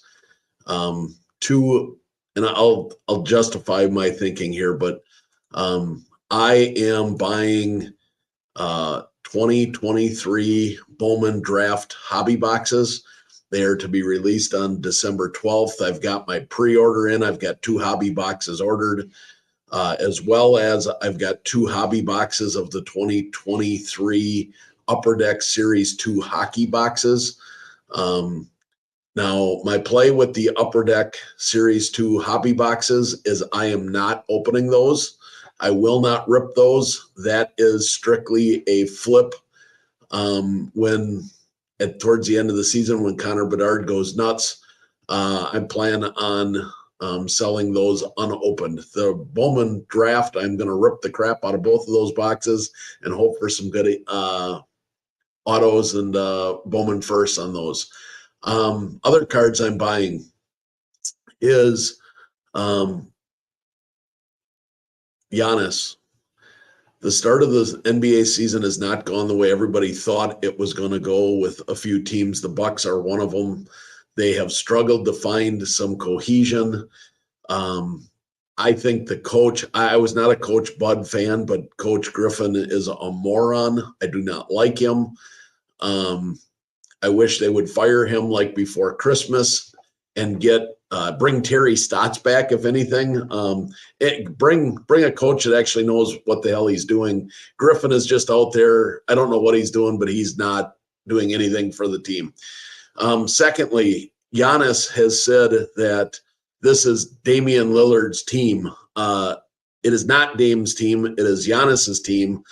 And with a little bit of Lillard injury, Giannis has figured this out in the last 3 games. If you look at Giannis's stat lines the last 3 games, he is dominating the game. He is the best player in basketball right now. And as soon as he realizes that he's got to stop playing nice with Damon and say, Damian, dude, this is my team. You're going to have the best stats of your life because they can't guard us both. Hop on my coattails and let's ride this thing out. The sooner they can figure that out, the Bucks will start dominating. But in the meantime, Giannis, NBA hoops, PSA 10. It's a staple card. It's a liquid card. It sells 2 or 3 times a day, it seems like. Very easily obtained card, not super expensive. It's not like his Prism, but it's a desirable card. The cheapest that card has been since 2019 was $240, $238 back in June of 2019. I was able to buy 2 of them over the weekend for $214 and $212. If you can get this card in the low 200s, this card is going to be a $300 card at some point in time during this NBA season, unless he gets injured. There's the caveat. But I absolutely love me some Giannis right now. And then I also, we tell people to stay focused and to stick with the top 3 players for the baseball rankings. I, as you know, cast a wider net than that, so I've been buying some off the top 10 autos as I've now finished my run. I've got 20 Bowman Chrome first base cards of all 10 of our top 10 prospects, and those are going off to PSA. So now I'm working on some autos and some fun stuff, and I've been buying a few Flyers recently, but I bought 2 cards. You'll have to wait for an article to come out here probably by the end of the week. But I bought 2 Ethan Salas cards. Generally speaking, when they first come out, it's too early. I've noticed that Salas cards have dipped. They're down almost 50% from the time that they came out. They're hovering around that 2.25 mark. And a PSA 9 goes for $250. So there's the floor there is I can have grading fees invested and bust even on a PSA 9 with the high side of $500+ at a PSA 10. I love that play. I made 2 of them last night. I will probably do a couple more, but I'm continuing to look at Giannis cards and Ethan Salas autos. Yeah, if I can jump in on the Ethan Salas play here, I think that's a great recommendation. Especially because he's going to. I mean, he just annihilated every level, especially for how young he is. Plus, that card has had a really nice recorrection back to a stable floor that I think is really sustainable going forward. And the Padres are in a bad position. We're going to talk about in a second where we think Juan Soto is going to go. But the Padres needed to take a $50 million loan out just to pay their players at the end of the season. Like they're in a bad spot. I think they're going to tear it down before they really resurge again, or they're going to have somebody buy in with a lot of capital, which could change the way that you have more chiefs in the hen house. Like there's just going to be some conflict there. So I think with all that being said, I think Salas gets advanced through the latter stages fairly quickly because this team I think is going to get worse before it gets better. And the one thing we know about baseball is when teams get worse, they want to sell tickets, and what they want to sell tickets with is prospects that have high potential. So I could see Salas making an MLB run pretty quickly. I think his time to play TTP is pretty good in terms of an investment. Yeah, and because of that, if you're paying attention, I'm a Brewers fan. The Brewers are just imploding. We lost Counsell to the Cubs. We just let Woodruff walk. We gave him his walking papers for nothing, for absolutely nothing. We are imploding, and this Arnold fellow that's running the club, his thoughts are that we are going to build with our youth. So Churio is all but almost guaranteed to make the club coming out of spring training. as is a few of the other. I think Tyler Black has a very good chance of making the team as either the starting first baseman or third baseman. So there are some good plays to be had with some Brewers as they are imploding, and they are going to call up all kinds of prospects early in the year. Who is better, angry Brewers fan Chad or angry customer Chad? They're both really good. Or angry Bucks fan Chad? Yeah. Multiple choice question. I say D. All of It must be cold in Milwaukee already because Chad is just on one. Yep. Chad, who are you selling, man? Selling Sam Howell, Optic rookie PSA 10. The last 14 days, it's up 228%. I do not believe in the Washington team or Sam Howell. If you bought in and you can make 228%, bye-bye Sam Howell. 2019 Quinn Hughes, Upper Deck Young Guns, PSA 10. If you've noticed the last couple of weeks, I've included hockey. That's because we are in hockey season. And I do dabble, although I don't like hockey, I do dabble in hockey cards. Quinn Hughes, Young Guns is up 141%. Bye-bye Quinn. It's CeeDee hilarious Lamb. to me that you're like, I don't even like hockey. I don't. I hate hockey. And then I hate Connor hockey, looks but like a hockey player. No right one's now. making more hockey plays than Chad right now, and he hates hockey. I hate hockey. Sports cards, man. I hate hockey, but to Paul's Your bathroom Paul's, is literally an ice I rink love- right now. I love money. So CeeDee Lamb, Optic Hollow in the last 30 days up 107%. Anytime you see spikes in cards, whether it's a 7-day spike or a 30-day spike, if you see that spike and it goes over 100%, get rid of that card. Sell high, buy low. And so on that, I got to run. Hope everybody has a great week. I don't know if anybody was paying attention, but I threw a couple nicknames in my comments for Connor. I like Unicon because he's one of a kind. Unicon, that's great. Unicon. I like it a lot. Well done, Well, Chad. make sure when you put it into the Discord, make sure Unicon's one of the choices. That's my vote. So okay, Chad. We'll see you soon. Thanks again. We're gonna keep it rolling. take care, everybody. All right. Lefty, who you selling, man? I tell you who I'm buying. I'm buying more Dr. Crack. Good Lord. Yep. That guy just. If you listen to this show, I was telling you about the thing he did with Gary. I mean, the dude goes on for like hours about all the basketball cards he's buying. And I'm just like, holy crap. That is a lot of basketball cards. Gary asked him for like a few Flyers, and it's like a year's worth of content for the buys of the week from Chad. Love it. That's so love that guy. I'm selling DTR as he got a big win against the Steelers yesterday. So take that, Mr. Paul Hickey. A big win. Browns somehow have a terrible team, and somehow we are second in this division. I look back a couple years ago, and I'm like, this team has been better and lost less games. I don't understand, and lost more games. I don't understand what's going on. This defense is killer. But DTR is an absolute sell. I am also going to sell anybody on the Bills that you want to invest in. They played well last night, but I do not believe in this team. And I think I am sensing there's some Diggs drama going on. You have Stefan doing some things, and then Diggs' brother is also posting a ton on social media about how Diggs needs the rock more. And I just think there's just some problems in the Bills territory. I'm selling the Bills now while you can because I think it gets worse. If I'm looking at my little crystal ball, I'm thinking it gets worse. Now, here's some actual data I'm going to bring forward.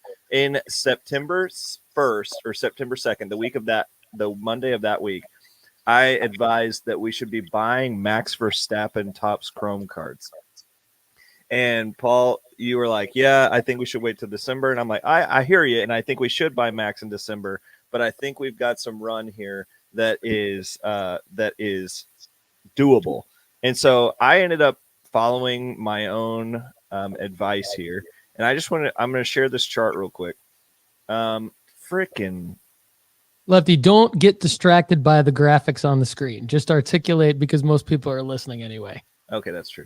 So I was told to buy in between 8/27 and September 2nd. So like right in this window where it was a pretty big dip. And then we saw a big rise later it was up a lot of money. I think I ended up paying around this 170 mark. So I was like right in here.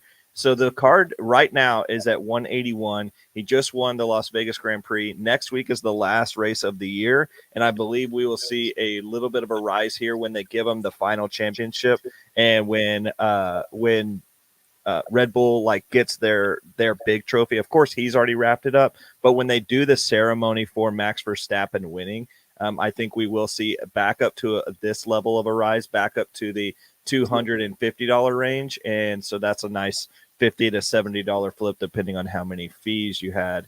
And then I do think there's a good opportunity going forward. So what I'm saying is this is a sell because I believe this marker, even though it is a percentage higher than what we bought it for, I believe we will see it go up in the $200, $250 range. All right. Yeah. I mean, he's up over the last 7 days. So props to you for bringing that up to the audience. I think it's a great play. And yeah, I mean, I think that we probably will see it go back down. You know, Chad's pointed out a lot about between Thanksgiving and Christmas, there's a huge dip in sports card prices everywhere.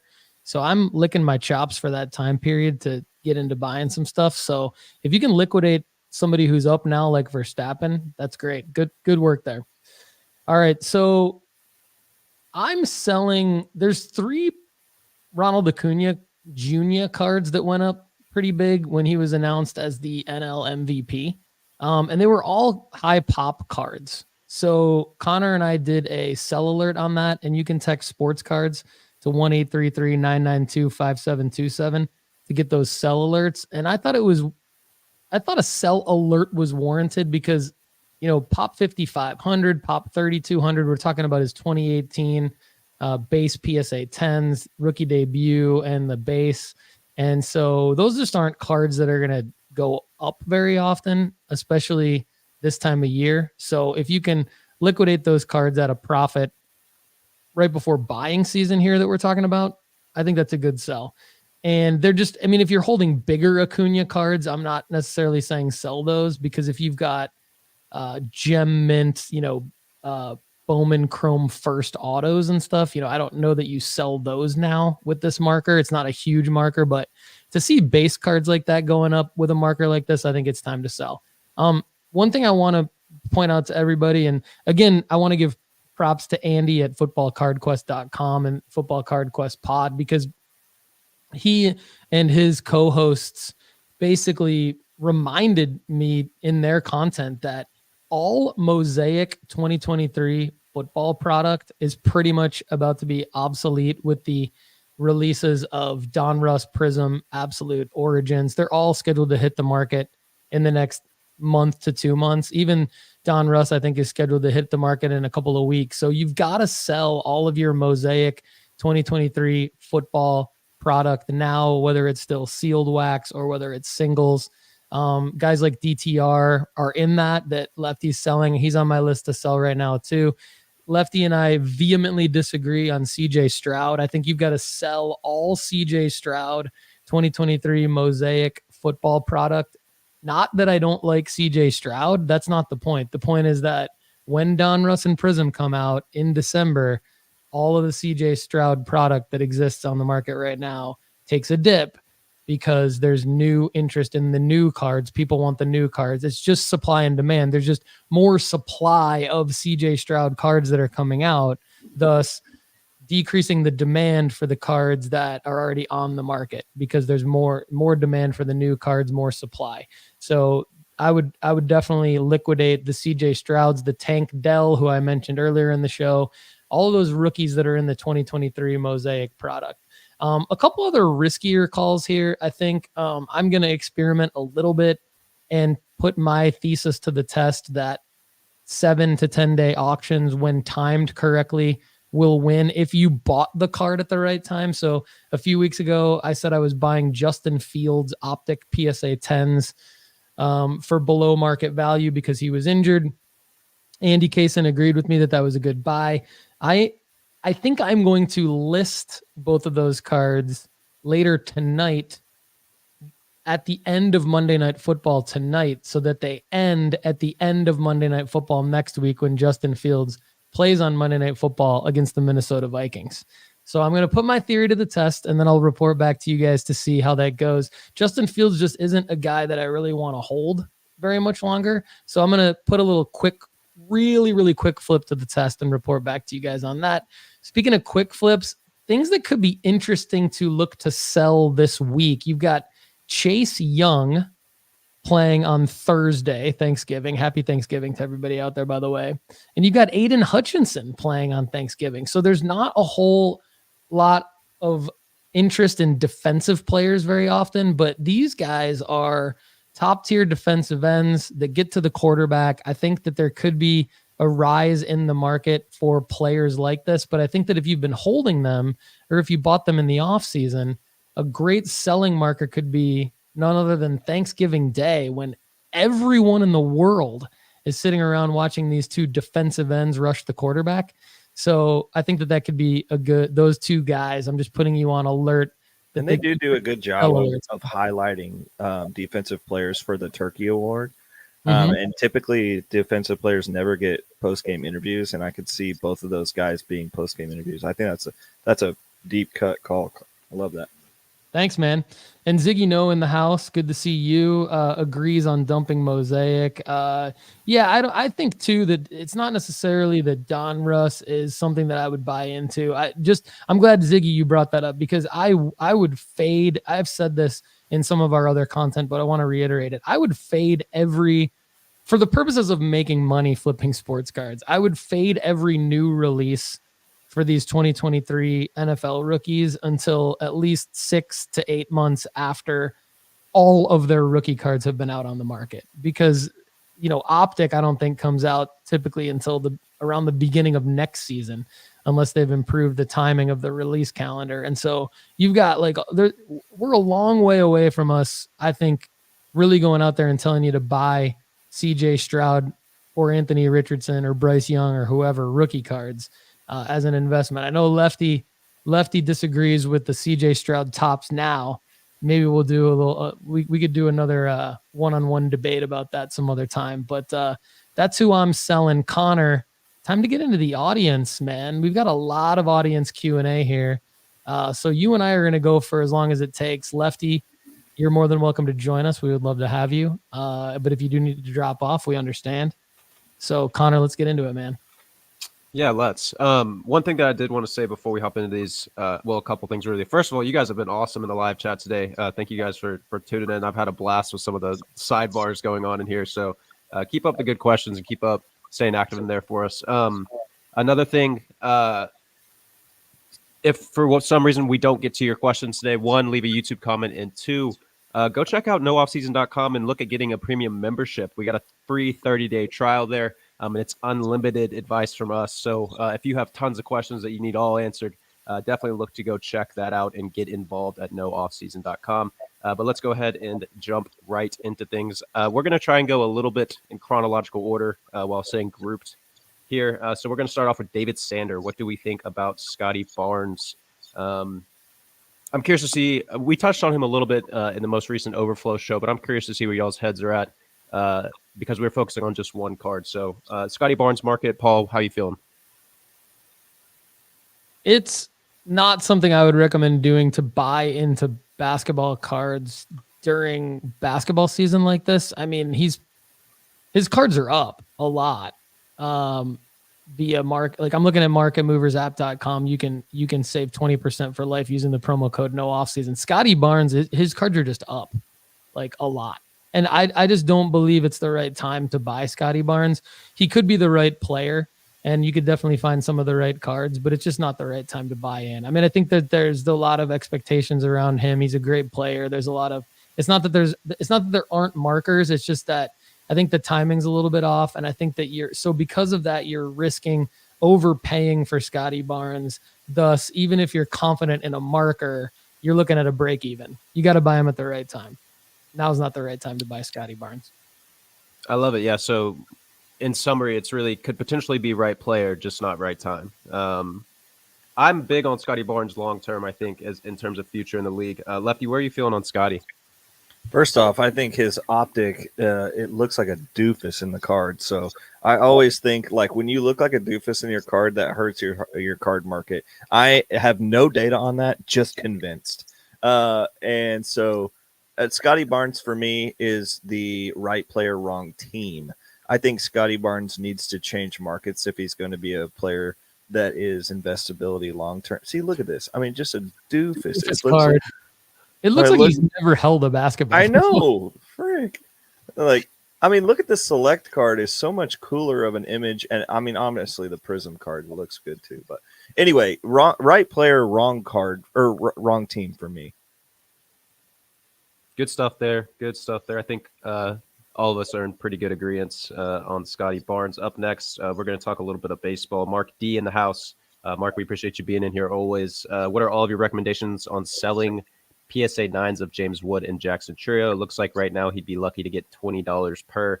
Should he hold and let the call-up float these as well, or look to get them moved right now? Lefty, what are you thinking on PSA 9s of these top prospects? Oh, man, I am not the right person to ask this question because I don't hold any PSA 9s. When they come back to me in a PSA 9, I literally sell them as soon as I get them. And I don't think that's like the best move. I just don't like looking at them.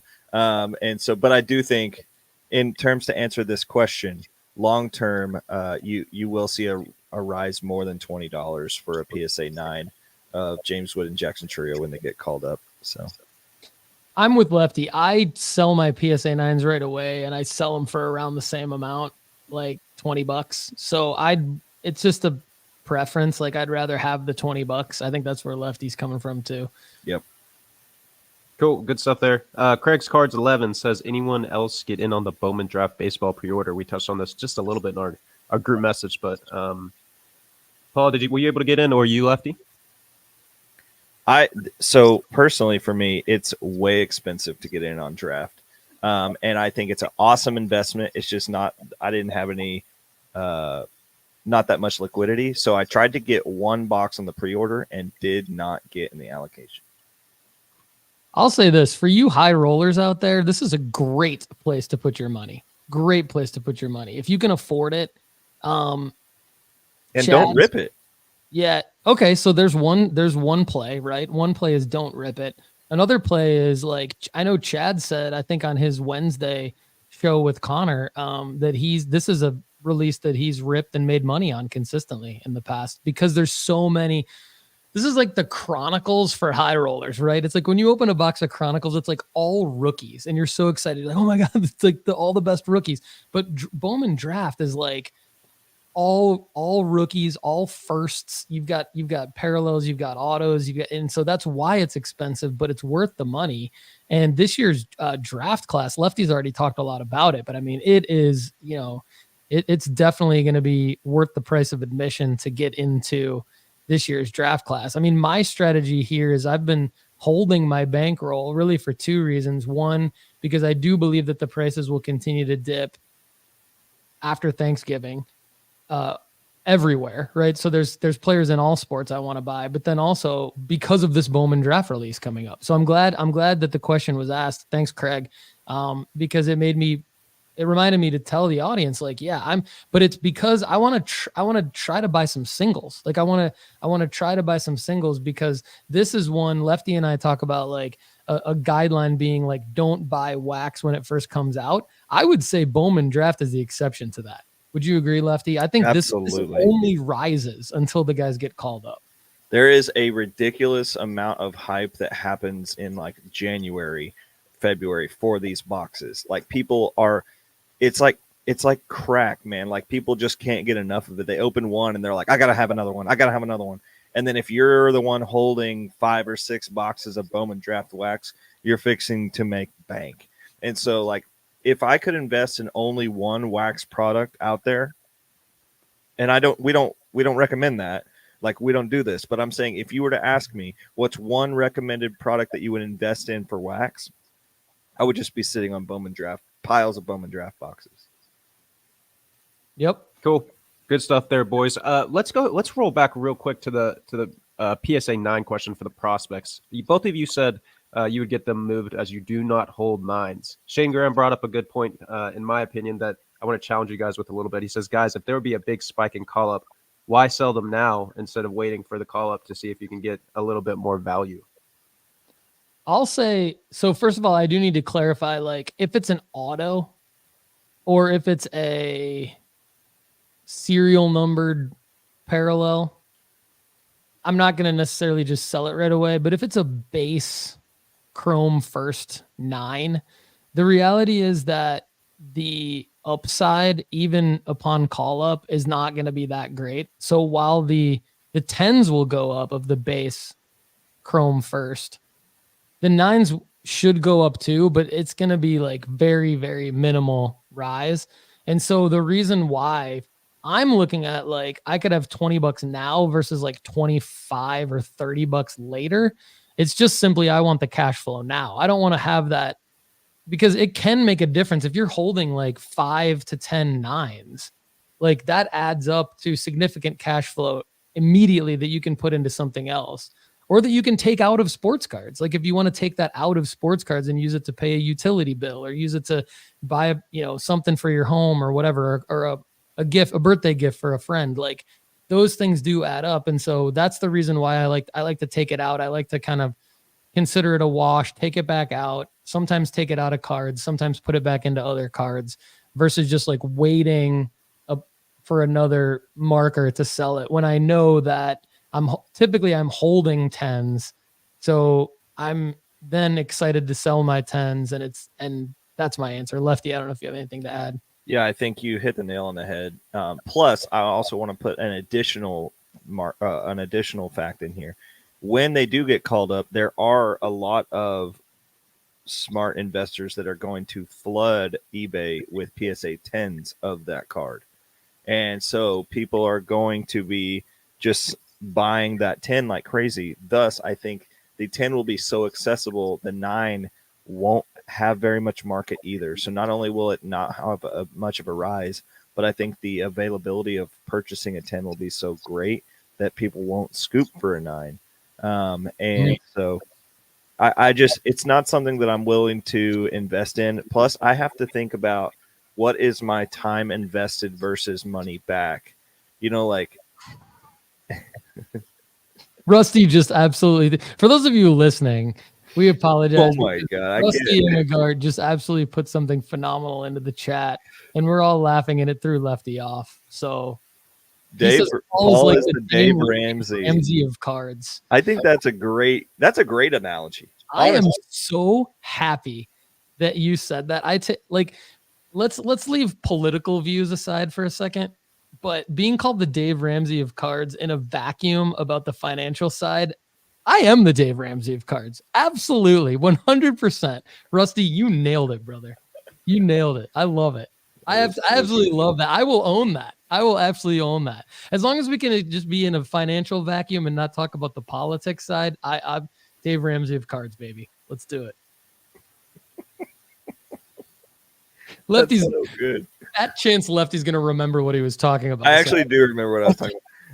What I'm saying is, like, I think our time is valuable, and me and Paul both, all of us love to be with our families, right? This is something that we do on the margin. We love making money, but we all are family men. And I just know that every 9 I have on eBay is another 10, 20, 30 minutes I'm going to have to be packaging something. And I'd rather have $20 now that I could be putting back into sports cards and not have to worry about shipping a 9 out when I could be shipping out all these other sick cards in March. To me, not interested in it. When I just look at all the things, I'm like, cool, if I could make $5 now, $5 in 6 months, or I can have $20 now. Like, I'm just giving the $20 now. I can grow that $20 way more than $5 in the next 8 months. The shipping is such a good point, Lefty. I'm so happy you brought that up, because like we're gonna go over 2 hours on this show. That's what's gonna happen, which is great. So thank you everybody for sticking with us. And by the way, like live chat, we've got people that are stuck the whole way through this. Like we haven't even lost any numbers. So appreciate everybody sticking with us here. But Lefty, such a great point about the shipping, dude. Like when you're shipping cards, it takes time. It's like you're working on it. And so we want everybody to know that, Connor's made some good points on the deep dive where he's like, I'd rather have one card, than these 20 cards. And like, and it's your time. Your time's valuable. So I love that point. I think those are phenomenal answers from both of you guys. We're going to stick in the baseball realm for a minute here. Lefty, directly for you from Projectile Dysfunction. How much are these NPB packs that you guys are finding costing?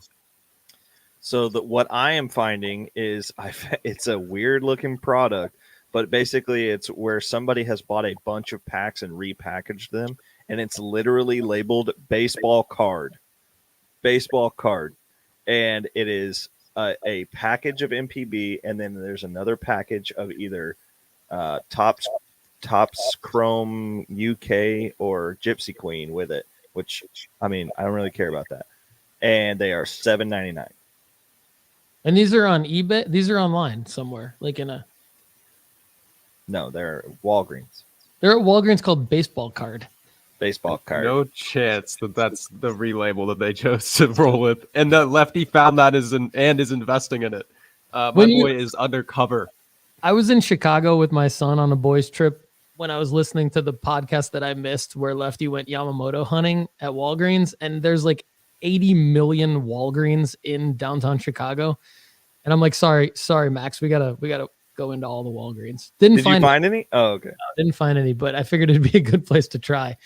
So John Raymond on Instagram asked, do you think that buying 2021 Topps Chrome NPB boxes for Yoshinobu Yamamoto is a good investment idea? So Lefty, do you think it's a good investment idea? Can you say it again? I got lost. Buying 2021 Topps Chrome NPB boxes is a good investment idea. 20. Yeah, I think so. Yeah, I mean, Roki Sasaki and him are going to be good stars here in the States. It's soon. I mean, Yamamoto is going to be here in months, and then Sasaki's coming after him. And I think that the Japanese game is just ever growing. I think that could be a good play. Yeah. All right, so let pause. I'm gonna look one up right now. NPB box. It's probably so expensive right now. But that's what I want to try to get to. So you got to buy to get a box. I could get a box right now, factory sealed hobby box, for $260. There's also one for $200. So $200 is one, $225, $260. These are all OBO. $230. So Lefty, let's assume. Does it say how many cards are in there? Let's assume, I'm going to look that up here for a second. Let's assume that that's, say, $200, right? This is all in Japanese. It does not say how many. It probably says how many cards in the language of Japanese, but I don't speak Japanese or read it, so I can't tell you how many cards are in it. But maybe in the description here. Nope. Anyway, hobby box. Like it looks like a regular Topps Chrome hobby box. So however, I would assume however many are in. But there's one seller here that's selling 48 packs. Okay. So I opened 11. Me and my friend Ivan, we opened 11. We opened 11 different packs, and I got one Yamamoto Chrome out of it. So a Yamamoto Chrome is selling between anywhere right now, a lot of variants between $45 and $75, and I think that might double. It seems like a bad investment. It seems like you should just go buy the singles. We also should clarify that there are not 48 packs included. Luke was trolling, so we do not know the factual answer to that question there. But does Dave Ramsey speak Japanese by any chance? Maybe we could get him on the show and ask him to see if it's a good. I don't think it's a good. I'm just gonna say I don't think it's a good investment. I don't think ripping wax is a good investment. If you're looking for two players in this, you could just go buy a Yamamoto. Like I looked at the prices of the Yamamoto singles out of this, and they're less than $200. I would just, if you're going to spend $200 on a hobby box, you're gambling to try to get 2 of them. Lefty opened 11 packs, got 1. You could get lucky, but you could also get 0 Yamamotos. True. Could be fun. I like the Connor, Yamamoto what would you do? play. I like the Yamamoto play, but I would just go buy one off eBay, right? Instead of, I'm not someone that wants to take any sort of chance of not getting what I want. I'm a spoiled little brat with what I want, right? I'm the Dave Ramsey of sports cards, so there's no way in hell that I'm buying. I want to know how many packs are in there, because if it's $200 and something, I can just go and buy a ton of these packs from Walmart and just say, resell. Here's enough packs. I think Lefty's putting us in a good direction with Yamamoto with the markers that we Lefty have. Trying to pump and dump the packs? Is he trying to go? I think Lefty might be trying to screw us all, and he's just trying to go swoop up all the baseball card at Walmart and then I've been Googling the Walgreens thing just to try to find like the package of it that I end up buying. Phenomenal. I think I know what you're buying, actually. Yeah, maybe they do have. Are you buying like the repacks? Would that have packs inside of them? Yes. Oh my, that's what he's doing, everybody. The Walmart or the Walgreens repacks. They're at my Walgreens. I'm going to walk up there. But hey. Don't just buy the ones that say baseball collector edge or whatever. Yeah, that's the one they have. The ones I'm talking about, they literally have a clear thing in the front and you can see the MPB pack in it. Oh, okay. I don't have those. Never mind. I'm not buying them. All right. Good questions, everybody, related to the. I love that whenever we talk about something that nobody else is talking about, our entire audience just wants to know everything about it. That's what I love about the no off. What aisle? What aisle is it on? Yeah, what aisle is it on? Okay, Connor, back to you. Let's head over to Rusty. So I know Lefty and Doc refer to sticking to the top 4 prospects on the baseball list. More in an effort to just maximize those profits for the investment that you're putting in. But just how far down can you go in the way of first autos? Lefty, I'll let you get on this, and then Paul, whatever feedback you get. I mean, I would. The reason I have top 50 prospects is I think all 50 of those dudes, you will make money on their first autos. That's why we have them there. So there's not like a threshold later in the list of saying like, oh, if you buy, number 28, you should be buying a specific card of these. If you literally if you don't have to complicate it, you don't even have to listen to a ton of our show to know that like if you have very little time on your hands, go to the list and just buy a Bowman first chrome of every one of those dudes. You will make money in the next year. And like that's putting a lot of pressure on me, but that's how much I believe in that strategy of those 50 dudes. Now, not all of them are going to be big wins, but you are going to make some incredible wins off. Now, some of them are worth $400 currently. Some of them are worth, $25. But I think if you go out and you buy a Bowman Chrome auto of every single one of those players in 6 to 12 months, you will have green in your bankroll. Yep, I totally agree. That's what we're here for. I love that answer. I love it. We're going to keep rolling with the baseball for a minute. Brian Steeler 714. He's buying Juan Soto. Says he's going to be a Yankee. What do you think? What do you guys think on buying Juan Soto right now with hopes of a trade being a good sell marker? You want to answer this one first? I mean, it could be the right time for the right player with the marker. I mean, I don't, this isn't my wheelhouse. I don't buy active Major League Baseball players if they're not named Shohei Ohtani. Like that's my guideline. Like I'm writing out all the guidelines for sports card school right now. Or and like Oniel Cruz. Yeah, Oniel. Okay, thank you. Oniel Cruz, since you brought that one up on this show, I like that.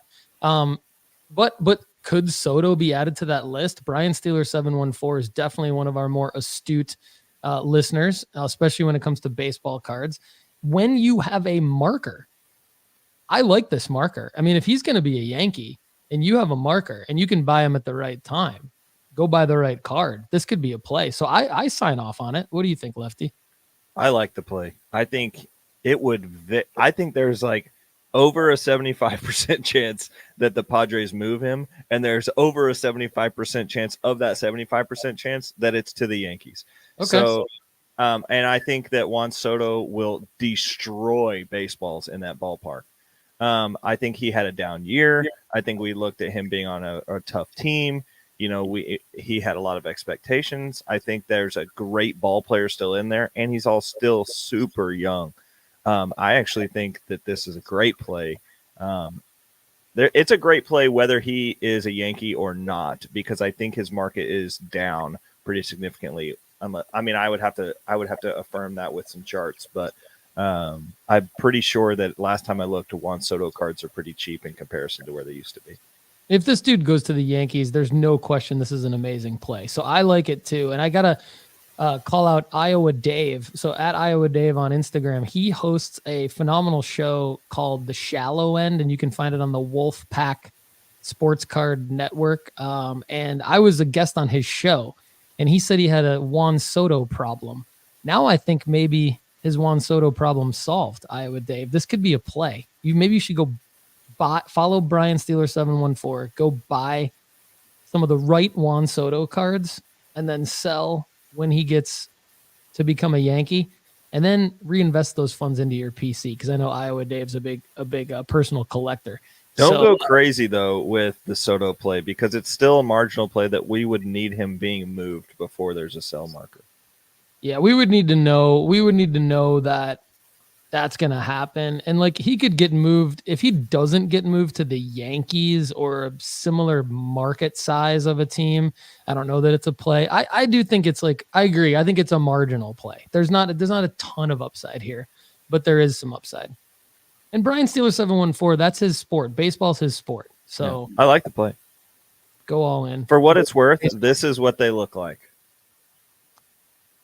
Oh, the back to the Walgreens thing? Yeah, back to the Walgreens thing. I can't find the actual one. Walgreens needs to sponsor our show, because I think we're driving probably more retail foot traffic into a Walgreens than ever before. We need a sales team. Absolutely. Still rolling with baseball from Power Bros Collect. They're trying to keep their focus very narrow within our rankings, even taking just individual players rather than looking at maybe building off a bunch of them. So he says trying to keep it narrow, more James Wood first autos or Chourio first autos, which has more upside? Oh, frick. James Wood first autos or Chourio first autos, which has more upside? This is tough, Lefty. It is.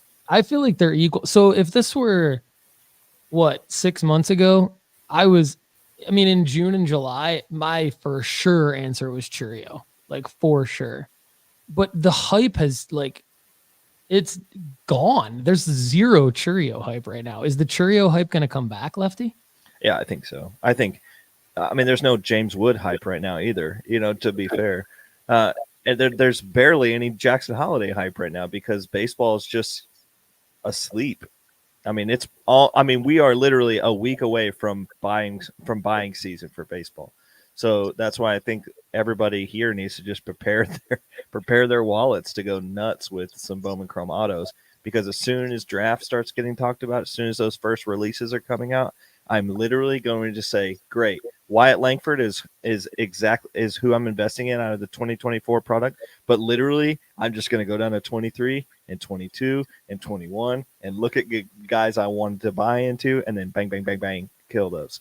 So, but what I would say is that James Wood is a cheaper price point and probably the same amount of star potential, but Chourio's name is going to go further, I think.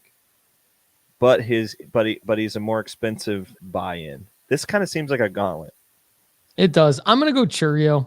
Chourio's been my guy since the beginning, and I'm going to stick with him. I'm going to go Chourio just because I like the Brewers franchise better than the Nationals, and I just feel like the Nationals are going to screw up James Wood somehow.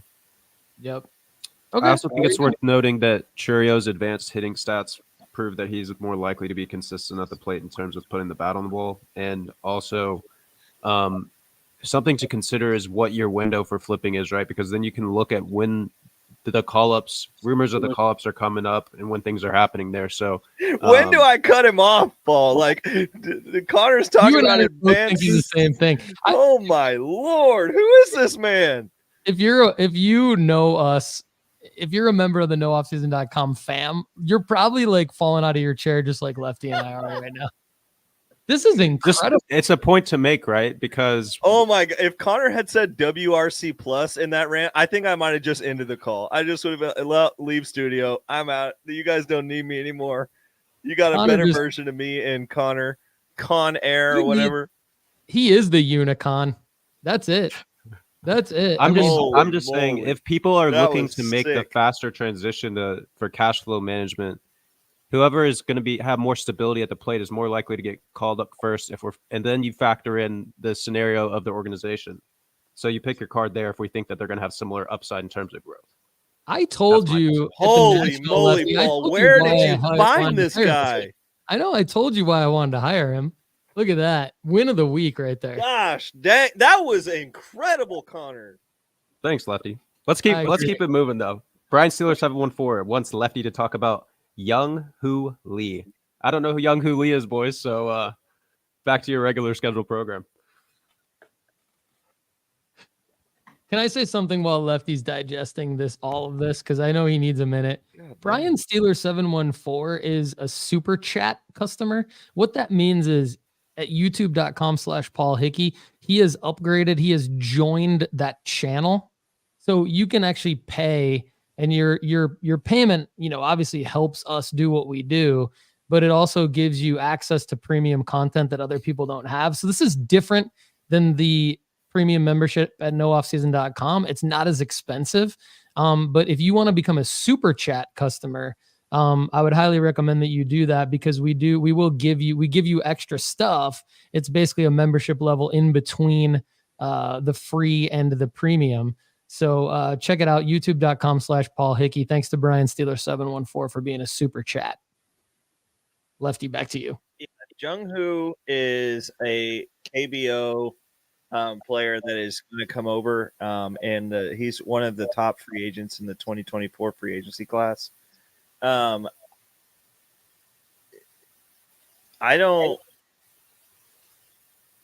standout KBO outfielder, one of the best hitters on the market, but I don't know how I would invest in him right now. It seems a lot like when Seiya Suzuki came over and he signed with the Cubs, and there were some marginal cards that rose in that moment. But it's a play that I do like him. I think he will be a good player, but that's not what his sports cards are about. And so I have never looked into his sports cards. If he has them, then maybe it's a good idea. But I don't know. That's a little bit out of my water here. So that's a no. Sounds like a fade, yeah, generally speaking. Oh, he does have them. He has 2023 Bowman World Baseball Classic.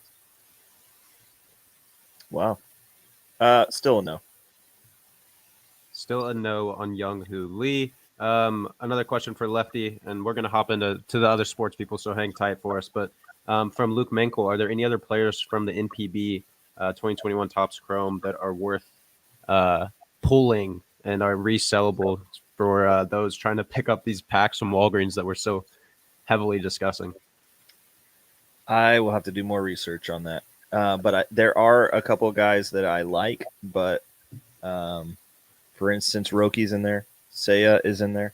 There's some power hitters that are on that Japanese national team that are in the product as well. There's actually some Americans in the product, which is kind of fun. But I will have to let you know on that. Good stuff, Lefty. Let's head over to Barry Siff. This question was actually directed for Chad earlier in the show, but I'm curious to see if either of you have an opinion here or kind of know where you think Chad's head would be at. He said earlier in the show it was recommended to buy or suggested by Dr. Crack 2023 Topps Chrome. Which one? Baseball value, update series value. What are we thinking there, gentlemen? I think I know where this is coming from. This is Barry. I think this was an overflow show answer to someone's question about like what would be a fun rip for kids. Maybe. At least this was my answer to that question, not necessarily as an investment. But he's saying earlier in today's show, Crack mentioned this. I talked about 2023 Topps Chrome in today's show. Okay. because Elaborate for Barry. that's where the MLB debut cards are coming from. There you go. Okay. But if you are going to make a fun rip for your kids, this one might be a fun rip with incredibly high upside. Of course, the idea of that you're going to pull a one-on-one is pretty low. You know, like they make it seem way more obtainable than it really is. You know, like don't forget have you ever pulled a superfractor ever in your life? Maybe not. You know, so like don't expect the MLB debut cards to be what you're going to pull in the Topps Chrome. But if you're already buying something for your kids, Topps Chrome 2023 with the idea that you could get one of those MLB debut cards is pretty cool. What's interesting about Chad is that ever since he left the show like an hour ago, there's been no problems at all with any kind of echo or feedback or anything like that. And we're all not muted. I mean, I was going to say that like right after he left, but I mean, I think I need to fly to Fond du Lac, Wisconsin and effing fix Chad's issues. And I'll bring him a new mic. This guy keeps getting cooler. You know, like Chad, yeah, he knows a lot about baseball cards. He's cracking slabs. He's got all these pop reports. Pigeons. He's flipping pigeons. Now he lives in Fond du Lac. Well, who is this guy? Like, is he on Shrek? He's got amazing, kids that he brought to the National, and they're following Lefty around and trying to get baseball knowledge from Lefty. I love that kid. Holy crap, that was awesome. Yeah, Chad's awesome, but his audio sucks. I think I'm gonna fly to Wisconsin. Probably need to fly into like a bigger city and then figure out how to get to Fond du Lac and then fix his audio situation. So I think we're good. I think Chad's the problem. All right, Connor, back to you. We're going to stick with Barry real quick. I know he's wanted this specific question answered. He says, favorite Facebook groups for current basketball, also football or baseball too. Where you guys sit in the Facebook world in terms of finding value in the groups? You are older than me, so go for that. You are older than me? I'm older. Yes, I'm older than you. Barry, I used to be for the first year I was in the hobby. I was in the Facebook group scene, and I got to be honest with you, man, just not efficient for my time. As much as I will say this, I met a lot of great people, forged a lot of great relationships, had a positive experience in Facebook groups. Had a very, very negative experience on Reddit. I have not been active in any Facebook groups in like 2 years. So I apologize, but I've got nothing for you on this one, my man. I'm eBay all the way these days because it's just efficient for my time. So I'm probably not getting the best prices because I'm going directly to eBay and I'm not going into Facebook groups trying to figure stuff out. But let's bookmark this one, Connor, and maybe let's get him something on the over. Barry's a premium member. Connor, do you mind just I already have it down. Okay, good. So Barry, stay tuned for an overflow show. Sorry, I think Chad will have a lot more feedback on the Facebook groups. I think he's probably. Yeah. I mean, it's Chad. He's in there one way or another. So we'll definitely get that answered for you more in depth on the overflow show, Barry. Yep. Thanks, Barry. Up next, Dave Sander.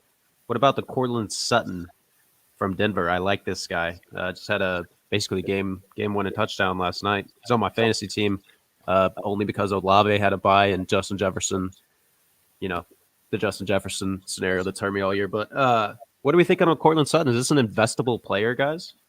This is an Andy Kaysen quick flip potential situation that we should ask Andy about next week. So David, come back, or if you can't make it to the live chat, we will ask Andy this. We'll ask Andy this on Monday, November 27th.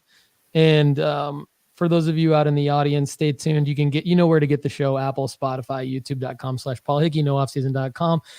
My answer is like, I don't make these plays. I just really don't. I just like, they're too dependent on player performance, and the wide receiver, like, it's just very week to week. So to buy Courtland Sutton after a performance spike like that, to me is a recipe for at best a break even.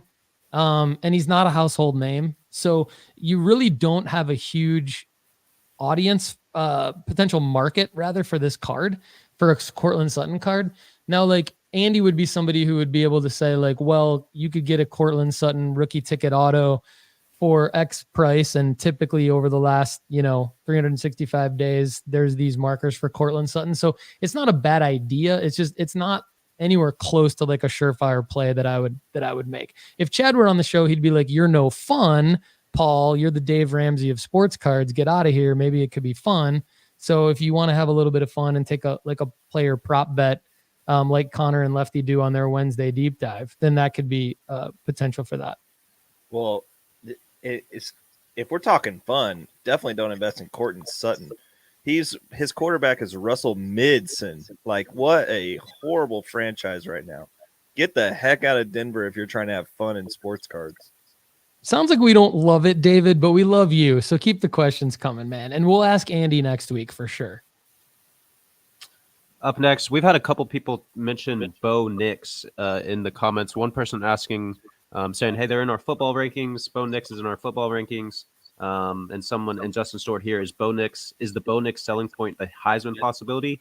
Or is our marker waiting until he gets drafted? Paul, I'm curious to see what you have to say here, because it looks like Nix is likely going to be a top 3 guy in the Heisman. So is there a marker there without him winning it where his cards go up that people could capitalize on? There's a marker for the Heisman because his cards have been out on the market for so long, and he's been consistently performing well this season, and he's outperformed everyone's expectations of him this season. And I think the Ducks have too. I think what the real marker would be, though, is the college football playoffs. And if they win the national championship, or if they win a game in the college football playoffs, I think that would be a bigger marker than the Heisman. And so now that I know that Pac-12 game is going to be sick too, though. Pac-12 game. Yeah, that's a good point. So that's actually another one to Lefty's point. Would that come before the Heisman, right? So that game, it'll be that game, then it'll be okay. So I actually think that's the bigger. So Lefty, thank you for saying that.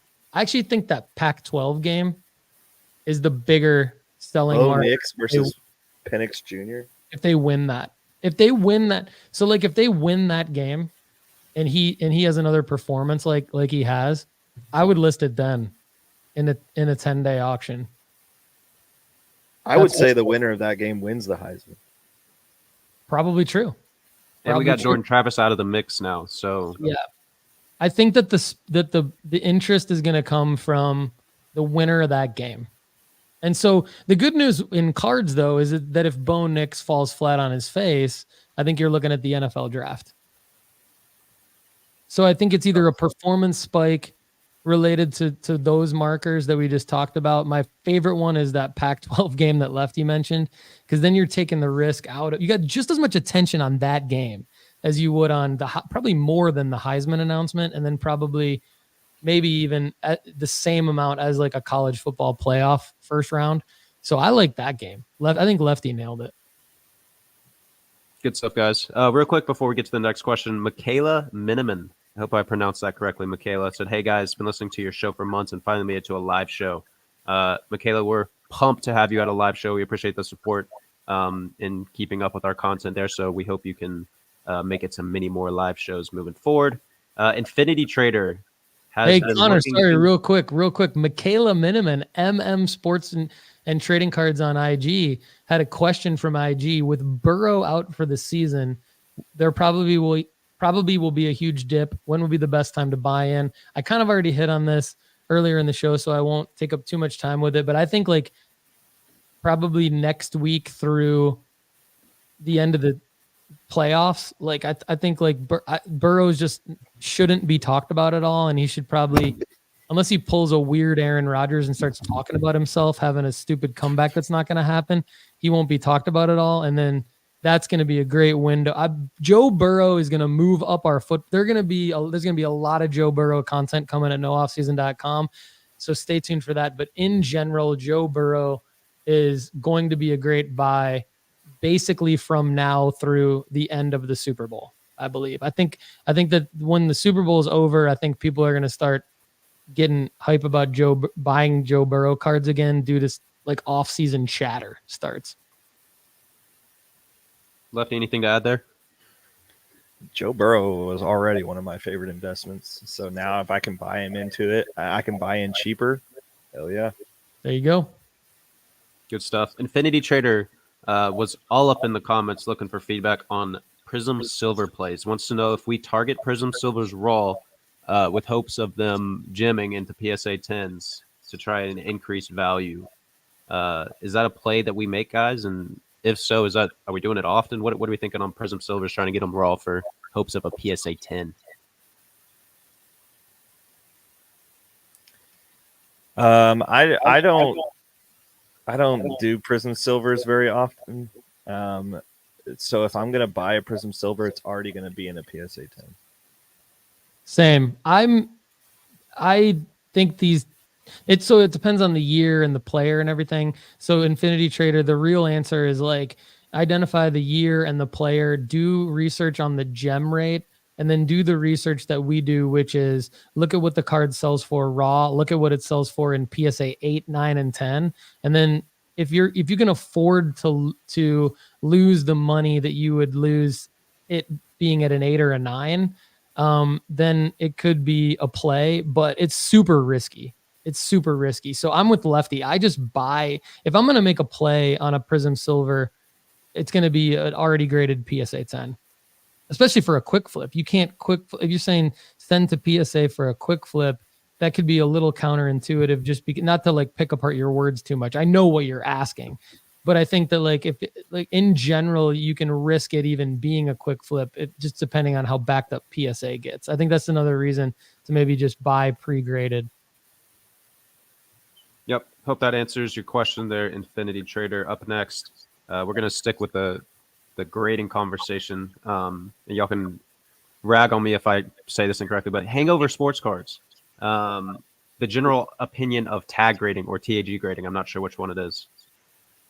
I'll take this one. My general opinion is that it's really good. I mean, my general opinion is that it's already very well respected in the hobby among hobbyists, because its whole premise is that it's 100% non-human graded. So that their entire process is around a digital AI-based, computer-generated based grading software that also gives like a full report on why cards are graded a particular way.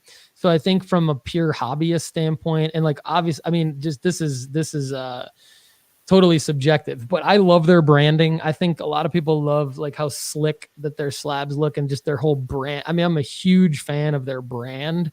If you walk by a tag display at a card show, you know what I'm talking about. And their experience in terms of like, they will ship you a submission kit, like PSA, SGC, CGC, none of them do that. Tag sends you a submission kit, which is super cool. So I love Tag. But I think my problem with Tag, because I'm here to help you make money flipping sports cards. The reason we don't talk about Tag is because from a secondary market perspective, their slabs don't necessarily increase the value of your card. So they don't necessarily help you make money with your card. And I think we've pontificated on why that is. I think one reason is because they're new and there's not a lot of their awareness about their slabs on the secondary market. But I think a bigger reason that Chad's brought up could be it's so hard to get a gem mint grade because of their grading process. And people just want gem mint grades. Like you're going to pay more on the secondary market for a pristine black label BGS or a PSA 10 or an SGC gold label 10 or whatever. Like you're going to pay the premium for those. You're not going to pay like a premium for like a Tag 7.5. Like that's just not going to, even though it might be accurate, you're just not going to do that. I don't think so. I think that's my take. Hangover sports cards. Love the question. Yeah, additional thoughts, Lefty? Nothing? I mean, my synopsis was going to be, I love their product, love their branding, love what they're doing, but I'm not sending my cards there because they don't sell well. Boom. Good stuff. Locked in agreement. I love it. Janelle Shue just hopped back in the chat after getting out of a meeting. Was surprised why we're still here. We're going strong, baby. Janelle. Happy Thanksgiving, Janelle. Happy Thanksgiving. She mentioned early in the show Olympics coming really soon. I can almost assure you that we're going to have some good content around Olympian prints. We actually already have a little bit of stuff that could potentially be rolling out in the near future that's been chalked up. So, Paul, any early favorites on Olympian athletes in terms of their prints? I like the potential Katie Ledecky SI for kids play because it's super cheap. You got time to get it graded. And she should be like a super featured athlete at the Olympics. Connor and I did a little bit of research into some Simone Biles cards. So there's some opportunity there. I think it's a risk. I don't know these waters as well as Lefty and I kind of know like the World Cup and, a lot of the other stuff we talk about on the show. So I think there's potential though. I mean, the Olympics, they're going to get a lot of eyeballs and stuff, but I think like from an individual athlete standpoint, I would look at individual athletes over like team stuff. And so that's why I kind of go straight to like Ledecky.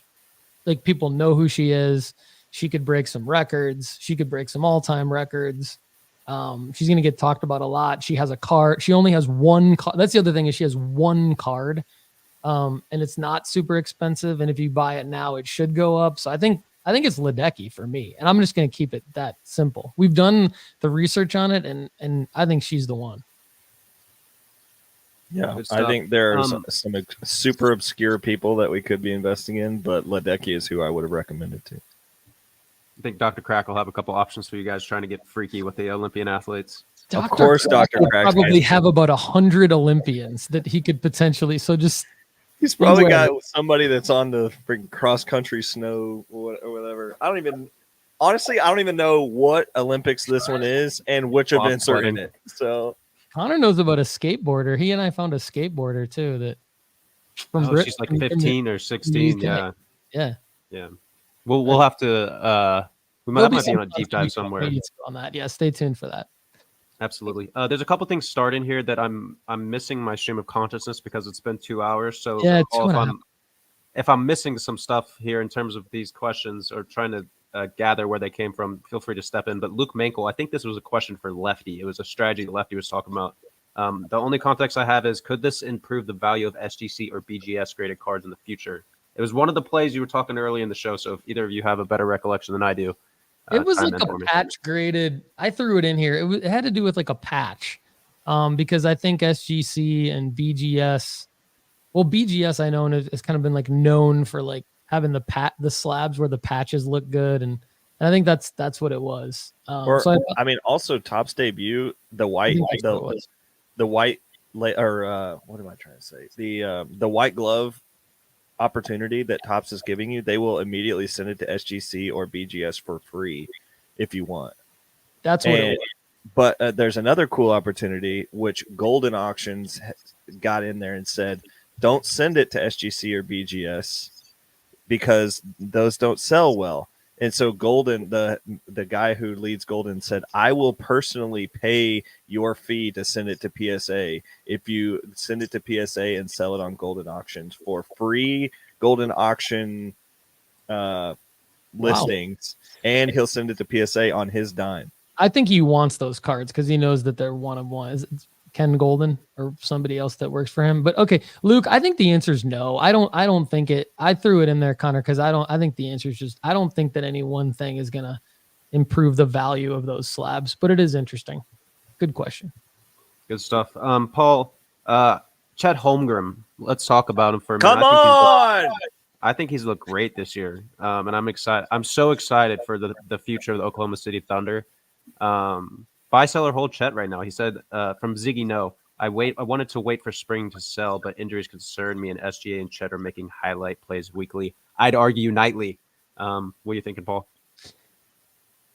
I'm going to try not to get back on my soapbox of like the argument that we had with Chad over the last few weeks. But like, and Ziggy, thank you for the question. I love you, brother. But like, I said to buy Chet like months ago Months ago, I said buy Chet. I gave specific cards. One of them was a Kaboom. Other ones were like much lower prices that at that time you had time to get graded. And then now, so like it depends. The answer to your question, Ziggy, is that it depends on the context. If you listen to me and you bought Chet a long time ago, then you already know that I would have already said sell Chet and you would have already made money. Now Chad would come in here and he would say, this is like kind of the Tyrese Maxey discussion that we've had recently where like he kind of fit buy, sell, and hold. You could make an argument for Chet to be a buy, sell, and a hold. But my answer is like, you should have bought Chet when I told you to buy Chet, which was months ago, because you would have already made your money and you'd be moving on to other things. Not everybody wants to be the Dave Ramsey of sports cards. Some people like to have fun. So you might hear Lefty say, well, Chet's a great buy right now because I'm a Thunder fan and I think he's going to continue to rise and all that. I did not say that. I said you might hear Lefty say that. But I think I've made my point. Lefty, over to you. What do you think? Chet Holmgren, buy, sell, hold? No, he's a sell right now. The dude just made a 3-pointer fall away, like to freaking come back and beat the Golden State Warriors 2 games in a row. Like, yes, he's a sell. Like, this guy is incredible, and I love that he's on the Thunder, and I love that he's doing the things that we thought he would do. But yeah, he's not a buy right now for sure. So don't even come at me with the fun argument. That's right. That's Chad's thing. Okay, good stuff. I think Chad's to be bought back on a dip, right, Paul? Like, he's someone that we're going to want to invest in again. Yeah, Ziggy, if you're holding Chet, and if you're holding Chet, you need to sell him. Like, sell alert. We should probably send out a sell alert. Last night, the Thunder blew out the Blazers. They shot 60% and hit 14 for 14 free throws. Yep. So sell alert, Chet Holmgren. Ziggy, to your question and to Connor's point, definitely a buy back in on a dip. I like Chet long term. I think Chet's a guy like Wembanyama and like others that we've talked about. You could just be like, I only want to flip Chet Holmgren cards for the next 5 years, and you could make money just strictly buying at the right time, like I said to a few months ago, and then sell during these times that Lefty's talking about. Love it. Thanks, Ziggy. Up next, Power Bros Collect. We got a question for Lefty McKee, and I'm going to keep butchering these names. I apologize, guys. Is the 2022 Bowman NPB Saiku Refractor PSA 10 of the Yamamoto a good investment card? Picked up 2 at $150 each a few weeks back.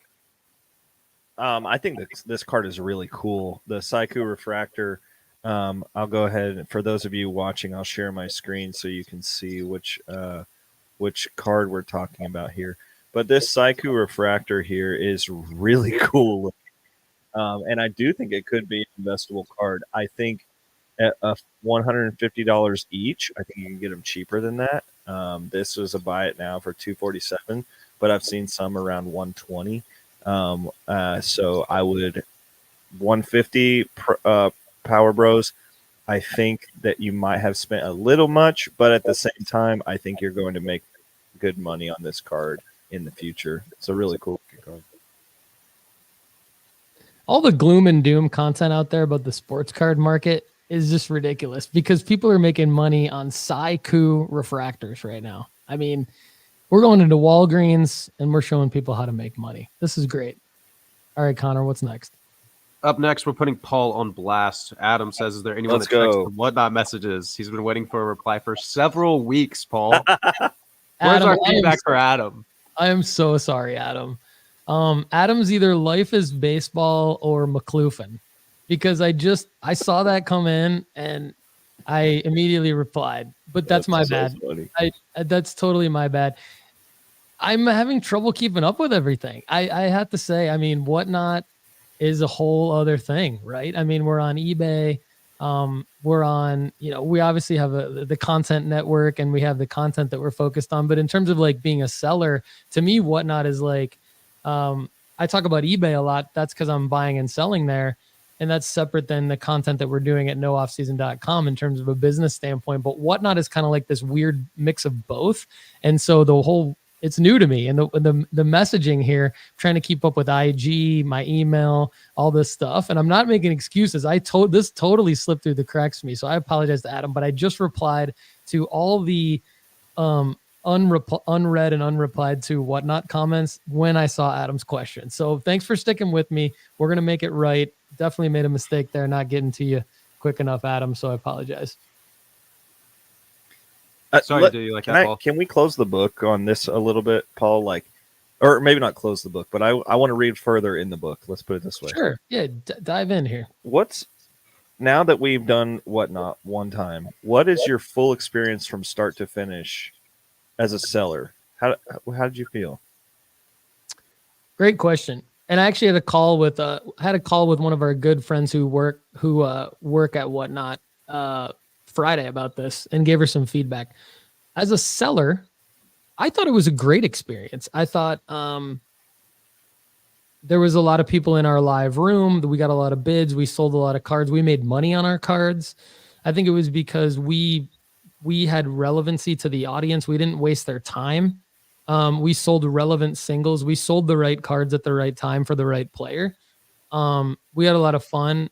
And in terms of like just as a Whatnot seller, I thought Whatnot has a great platform. So I really enjoy their app, their web app. I enjoyed how we got paid out. We shipped the cards out. Like you could print the labels from there just like you can on eBay. So it's really like a live auction version of eBay. I mean, and it really functions well. So I really liked it. I think with the challenge for me that I shared with them as a content creator is that for us as a business to be successful on Whatnot, we have to not only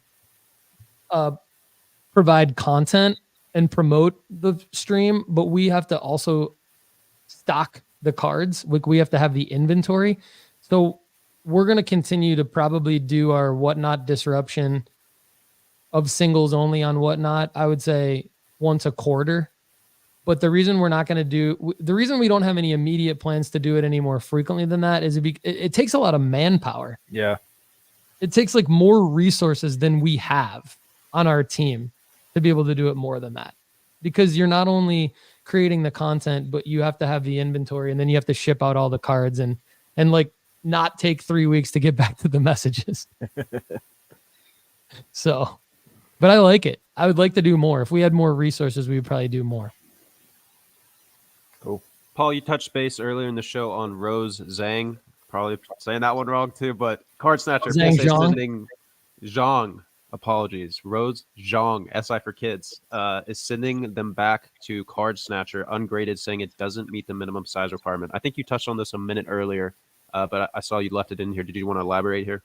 Yes, please. Thank you. I hate PSA for this. I think this is the dumbest thing ever because they're all the same size. And all we're doing is tearing them out of the sheets and sending them to you PSA.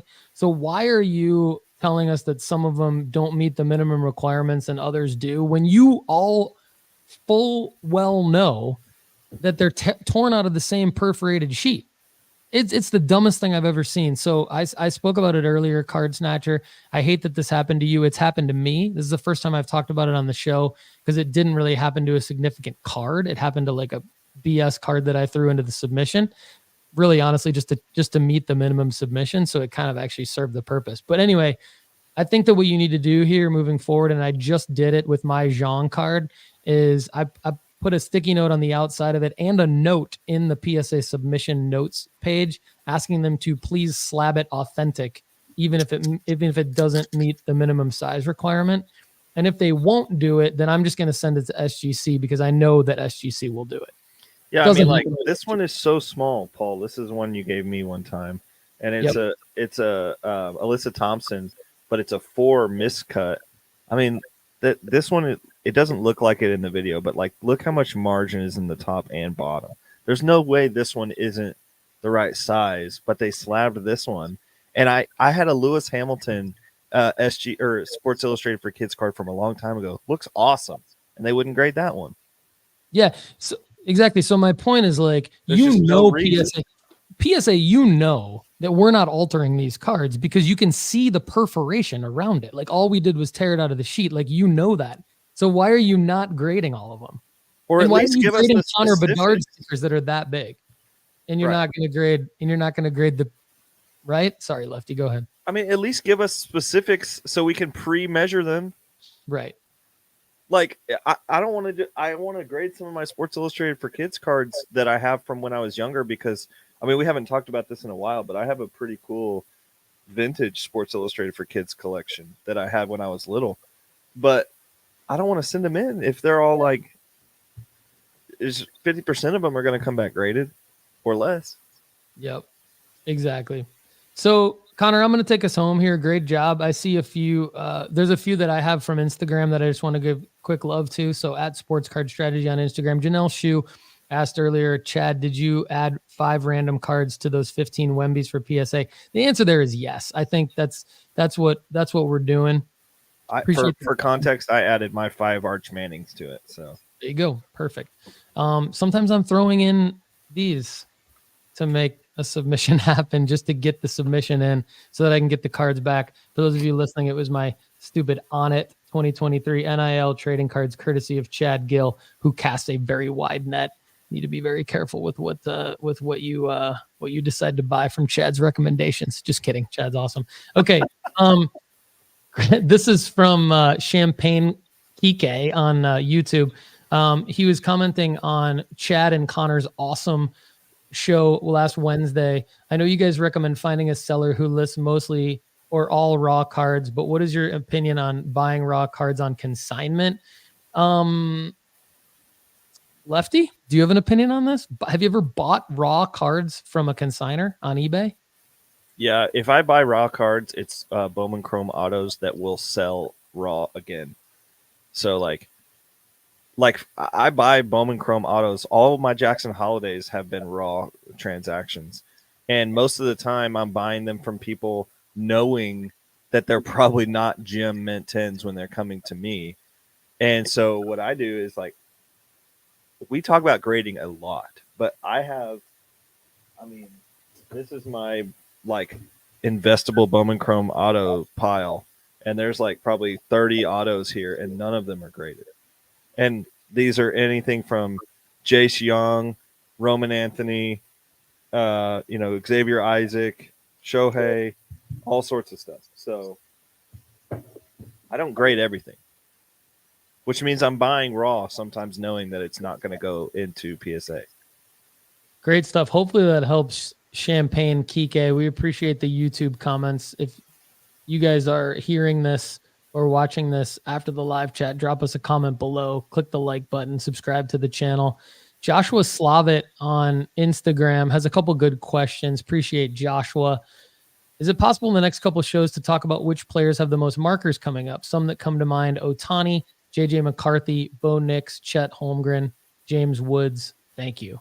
Absolutely. We can dive more into that in future shows. Connor, do you mind putting that into the show notes for next week? We can make that a topic of discussion. Thanks, Joshua, for that. I feel like we've hit on some of these guys today and recently, but we'll dive further into it. Joshua Slavit also says, I'm hearing people buying, selling on Facebook.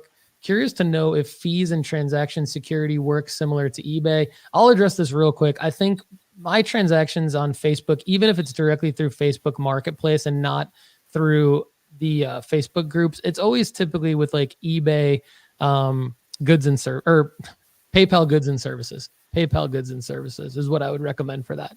Unless it's like Lefty McKee transacting directly with Paul Hickey, I trust Lefty McKee. Like, I'm not going to make him pay the PayPal goods and services. Like, I know friends and family, baby, but don't let somebody try to talk you into friends and family. That's dangerous. I would say, nope, I'm sorry. Like, just goods and services. I would rather have you guys pay. If the seller's being weird about it on Facebook, I would rather have you guys say, look, I'll pay for the goods and services fee.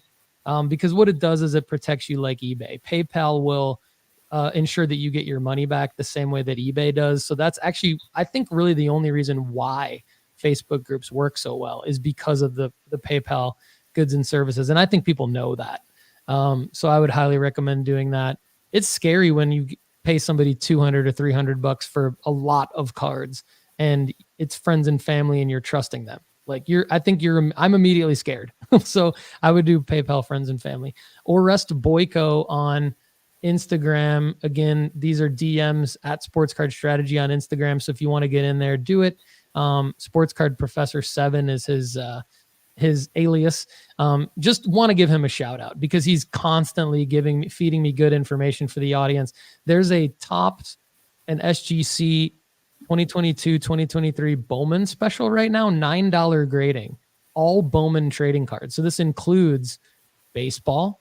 This includes Bowman U, Chrome, basketball, and football, which is cool. So you're probably going to see a lot of like Shedeur Sanders, Drake May, Marvin Harrison Jr., those guys. You're probably going to see a lot of them in an SGC slab for this reason.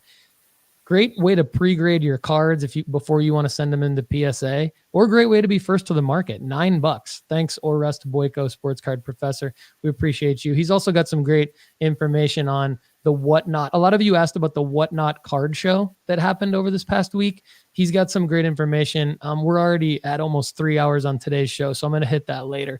Playmaker 88X. This is going to be how we bring it home today on Instagram. This is a reference to Michael Irvin, everybody.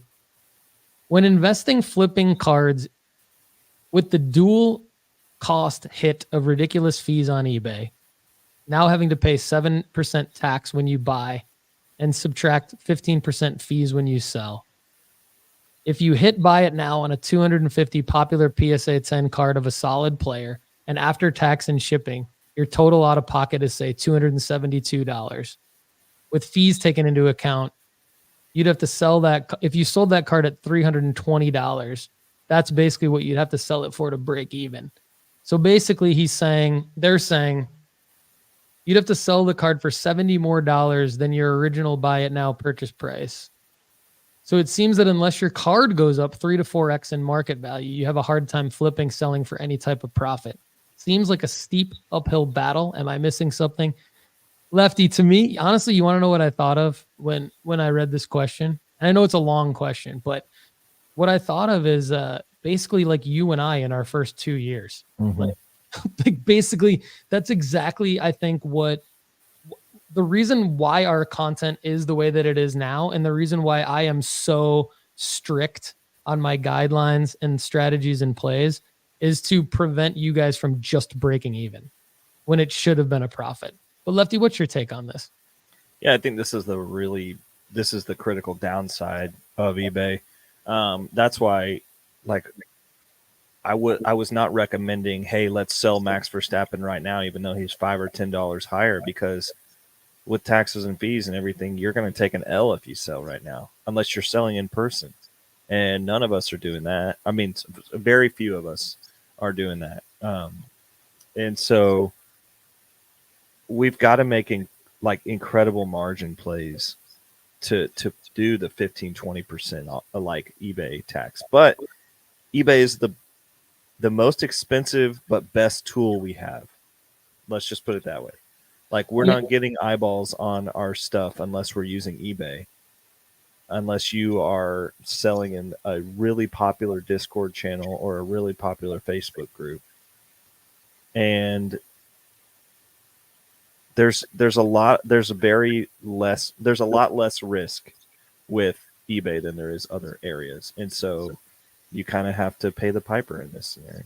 That's right. And I'm okay with the eBay fees, and I build them into all of my plays because of efficiency. That's actually been a theme of today's episode from my standpoint, is efficiency. Like, I can sit at home all day, never leave. That's not what I want to do. I want to go to card shows. Like, I love going to card shows, and I love participating in Facebook groups and Discord. And like, I love that. I wish I had more time for that.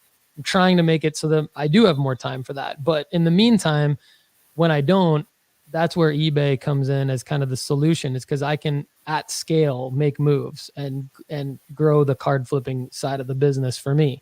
So it is worth paying the piper, I think, in my opinion, to Lefty's point. Guys, do you have any closing thoughts, either of you, for today's show before we sign off? So I've been waiting on this because it has nothing to do with cards, but it has a lot to do with Paul Hickey. So the Detroit Lions are playing very, very well. and they have not done this good. I saw this as a tweet. They have not done this good in so long that restaurants were not okay, how do I say this politically correct? Not everybody could go to restaurants the last time that the Lions were this good. Mm-hmm. The restaurants were too crowded because the city's too nuts. City is nuts. It's nuts. It's been a Connor, long help me here, Connor. All the points are taken. Like it's been way too long, right? That's the point. It's been way too long. We've never had it. We're a fan base. Restaurants were segregated last time the Lions were this good. There you go. Just come out and say that next time. I couldn't think of the word. All right. Anyway, yes, that is true. That is crazy, isn't it? Insane. Yep. Connor, any parting shots for today's show? Yeah, shout out to the audience, man. We just ran for almost 3 hours and didn't lose any numbers the entire time. You guys had fantastic questions. The support is awesome. I love getting to talk with everybody and moderate those comments and be in there and be active. Hopefully you guys got a lot of value from that extended audience Q&A, and be ready for the deep dives coming Wednesday. And that's all I got. Good show. That's right. Be like Jason Costello, Cardboard Haven on Instagram, and DM me something like this. Hey, I listen to your podcast all the time at work here from Canada. Best podcast out there by far. Thank you, Jason Costello. Thank you to everybody out there in the audience. Happy Thanksgiving, everybody. We'll see you next week. And don't forget to check out the amazing Wednesday deep dive coming up with Connor and Lefty in about 48 hours.